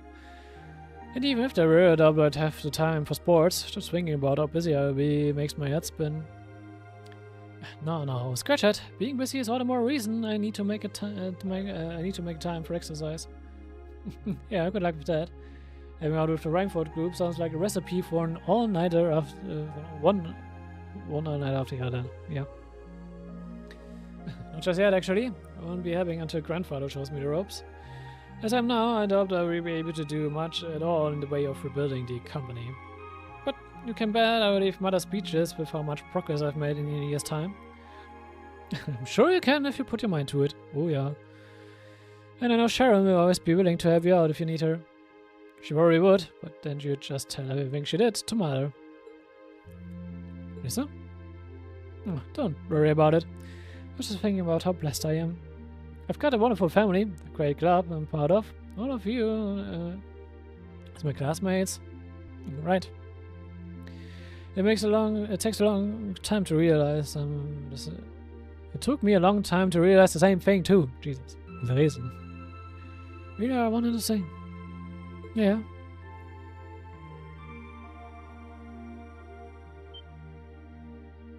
Lisa. Yeah, it's nothing, honestly. I'm just feeling a bit emotional all of a sudden. I don't know what's gotten into me. Nothing's wrong though, I promise. But... So, let's both make the most of our free day tomorrow. It's the last one we'll ever have as a class. The last thing any of us want to do is end it with regrets. Yeah, agreed. Let's make it a day to remember for both of us.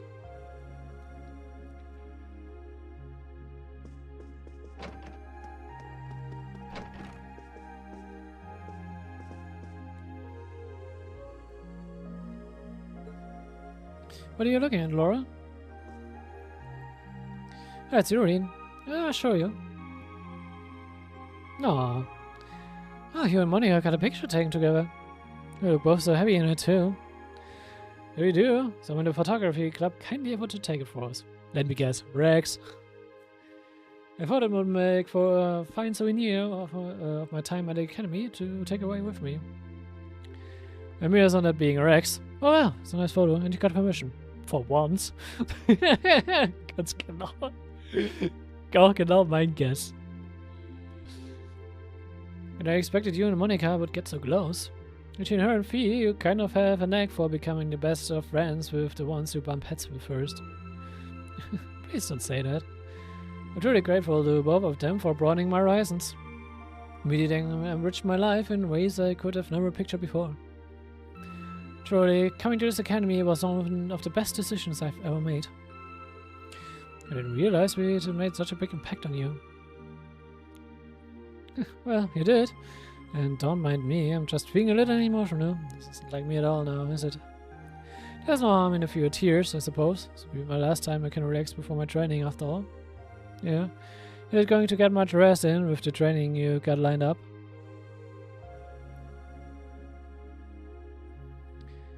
I won't be learning just at school advanced techniques of training any less intense. I have no idea where we'll be conducting training, but it will no doubt be as perilous as it will be dangerous. I had to spend a month in the Isengard range as a part of mine. I don't think a month is going to cut it with what you're doing though. It goes way beyond your average techniques. Indeed, I'm anticipating that it will take at least half a year, if not more. Father's going to be with me, but with things as difficult as they are, a part of me feels guilty for taking up his time. I don't know about that. I think him agreeing to join with you shows how much faith he has in your potential. Besides, in a lot of ways, this might be the best time to do it. That is very true. What's wrong? Nothing at all. You got us. I'd love to come and visit you should the opportunity present itself. And if it does, I'd like to formally request a duel with you to test how much the two of us have grown. Let's not kid ourselves. We both know who is going to win the duel. But the invitation is all the motivation I need to get plenty of training myself. Can't have you beating me too badly. You will.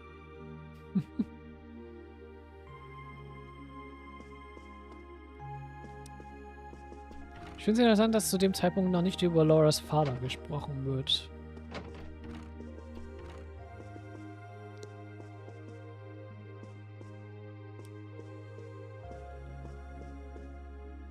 Es gibt einen ganz bestimmten Grund, warum ich das gerade sage, aber wir werden es rausfinden. Ach stimmt, das sind die Pflanzen, die wir mit Vieh verteilt haben im Kurs 1.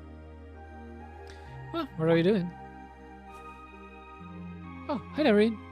Well, Dorothy and I decided that we are gonna put together one final collection of stories as a club. Since then, I've been working on a story for the students who will join the club next year. Ah, that sounds neat. Wait, if Dorothy is involved... The content is totally appropriate for children of all ages, I assure you. Admittedly, Dorothy's own story sounds like it will have a few of her favorite literary elements, but all in moderation, she assured. Not that I'm one to judge. What kind of story are you writing? It's supposed to be a fairy tale. I can't pretend it's 100% original though. I borrowed some elements from a story I heard as a child. It's going to star a golden unicorn and a pure-hearted maiden. Or at least that's the plan. What's interesting. Can I give it a read when you're done? I'll still be here next year, so if I see any first years who seem like they're enjoying it, I recommend it to them. To confess, I'm a little embarrassed to let anyone see it, but the whole point of a story is to be read. Something wrong? No, not at all. I'm sure you and Valimar will be just fine without my help now. Still, if you do need anything, don't hesitate to get in touch. It may take some time to contact me though.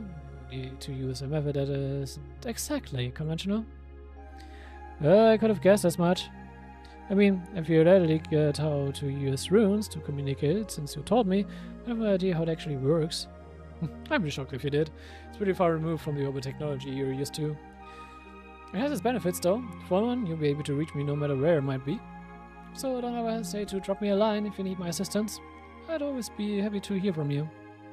Right, sure I'll give you a ring. Or a rune, I guess. And being able to find Vida too. Thank you. Ja, Emma wird als nächstes versuchen, halt Vida zu finden.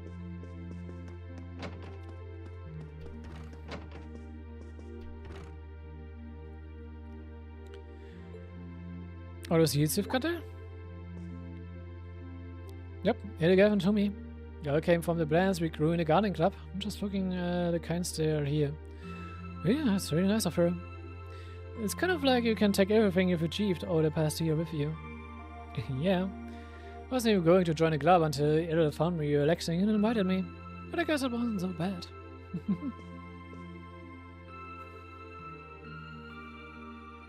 Don't worry, I'll be sure to check on the gardening club every once in a while, just to see how things are going. It would be a shame if all the plants you've spent so long looking after were to wither and die. It doesn't matter. Even if they do, they will eventually bloom again somewhere else. Kind of like us. And you put it that way, I suppose you're right.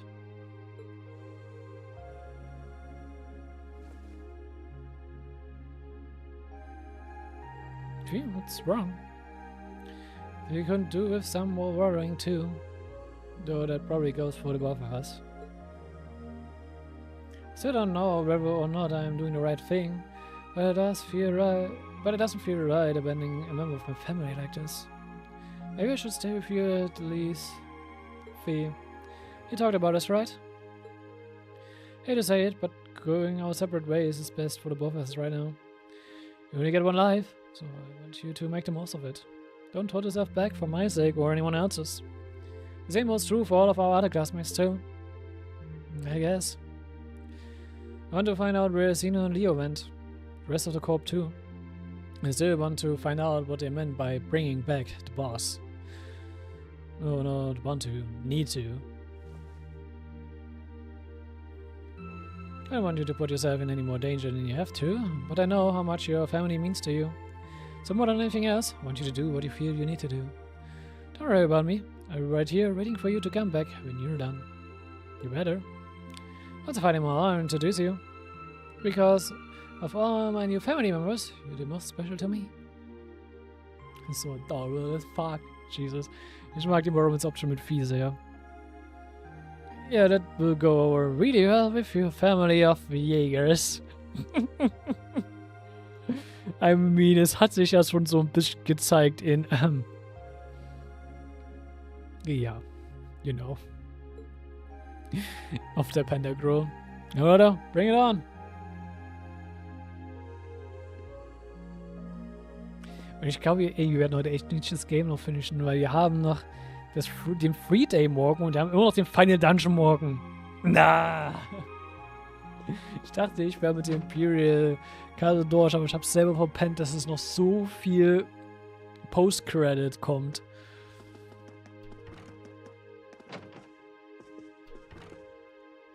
Schön die Neufigur daneben rumchillt. Was hat mir hier? Oh, hey, Reen. What's nothing, I just feel kinda down. Down?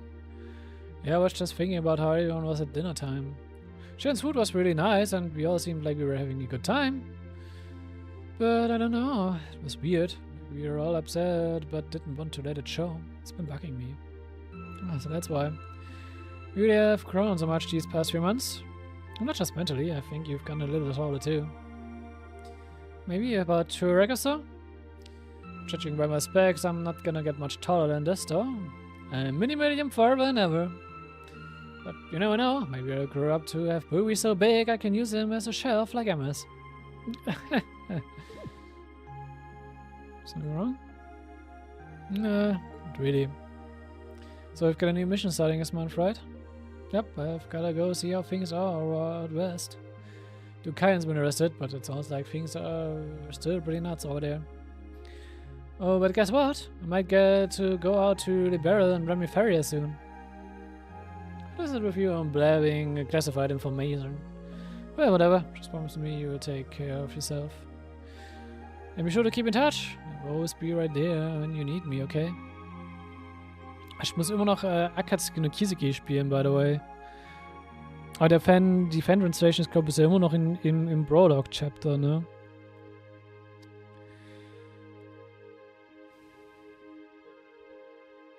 Ja, ich muss mal gucken. Akatsuki no Kiseki spielt ja auch eigentlich während des Crossbills in Erebonia Arcs. Das wird eigentlich im Kalver Arc dann schon wieder vorbei sein, aber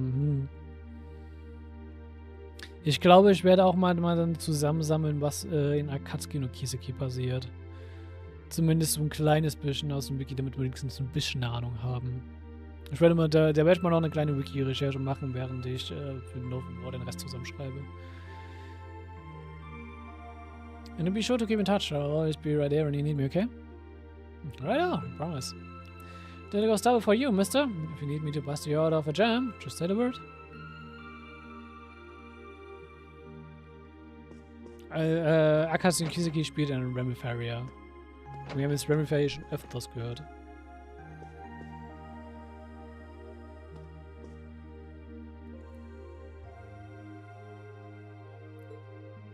Something to mind, instructor?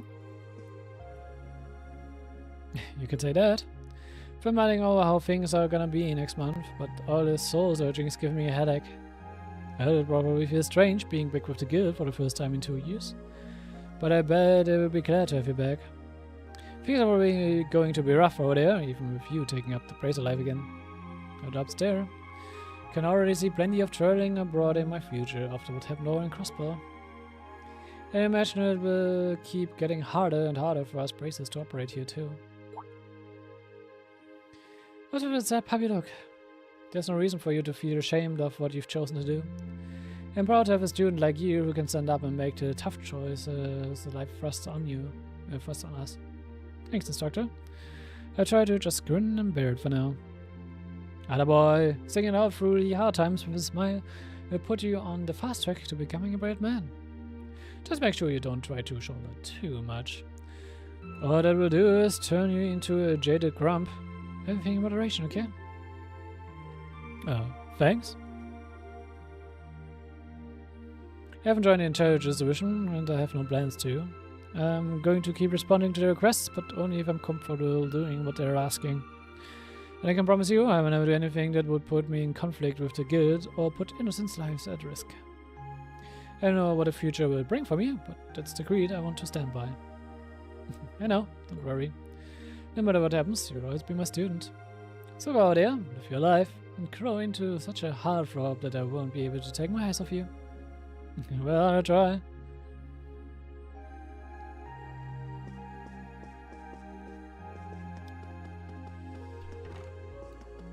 Gucken wir noch runter. Vielleicht hat Sharon noch was zu uns.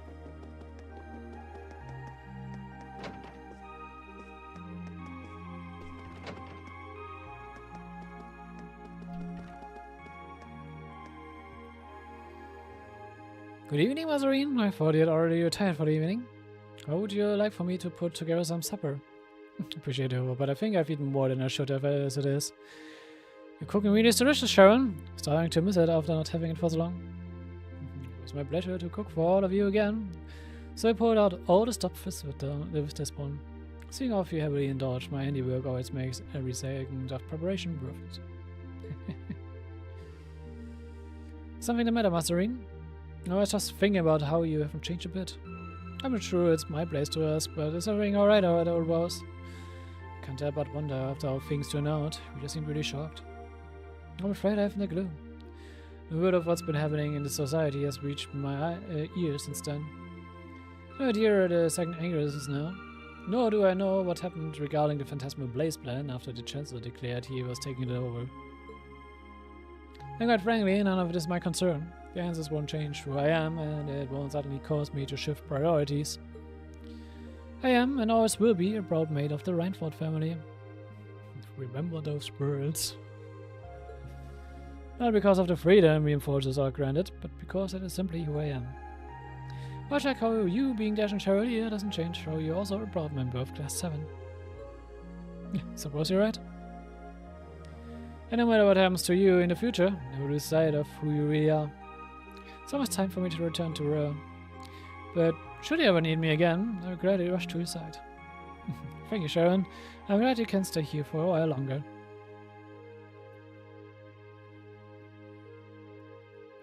Good.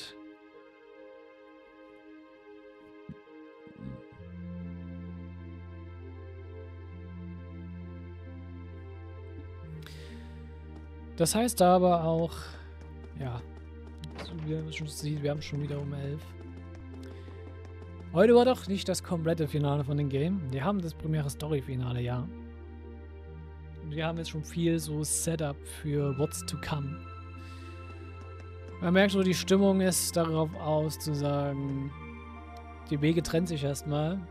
Jeder wird erstmal so die nächste Zeit so sein eigenes Ding machen. Wien wird noch ein Schuljahr haben. Wird nebenbei aber Missionen für die Intelligence Division ausführen müssen mit Valimar. Juices wird sich um die Kreuzenprovinz primär kümmern müssen. Alisa wird sich in der Reinford Company mehr eingliedern. Wird ein bisschen mehr mit Technik zu tun haben. Wird vielleicht auch in Kontakt mit Epstein, mit der Epstein Foundation und der Central Factory kommen.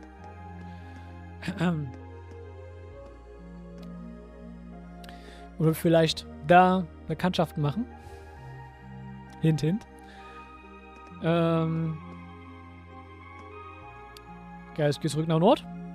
Okay, passt. Elliot geht in eine Musikakademie, wie er es eigentlich initial wollte. Makias geht auch nach Heimdall, um dort auf eine Politikakademie zu gehen. Auch passend für ihn. Vieh geht auf Reisen. Primär um so herauszufinden, was mit Zephyr ist. Wird sie vielleicht auch noch eine andere Gruppierung anschließen. Who knows? Sarah geht zu den Brazern zurück. Die Brazern können jede Hilfe zurzeit gebrauchen, also ja. Laura wird sich einfach mehr auf ihr Training spezifizieren. Wird zurück nach Legram gehen.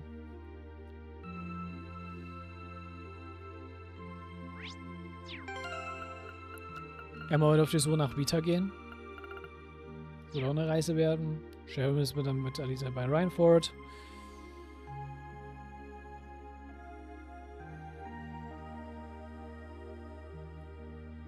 Oh. Medium wird auch für die Intelligence Division halt Missionen ausführen. Wie ich schon gesagt habe, Breen wird primär eher aber mit Altina zusammenarbeiten, als wir mit Medium.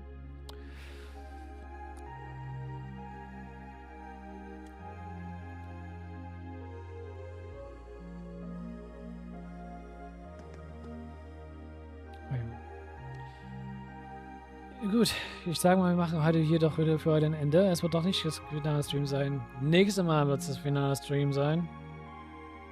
Hoffentlich.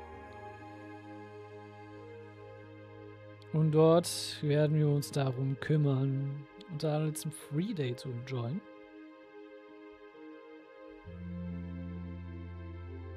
Und wir werden in den Final Dungeon reingehen.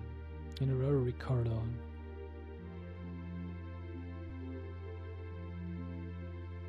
Yes.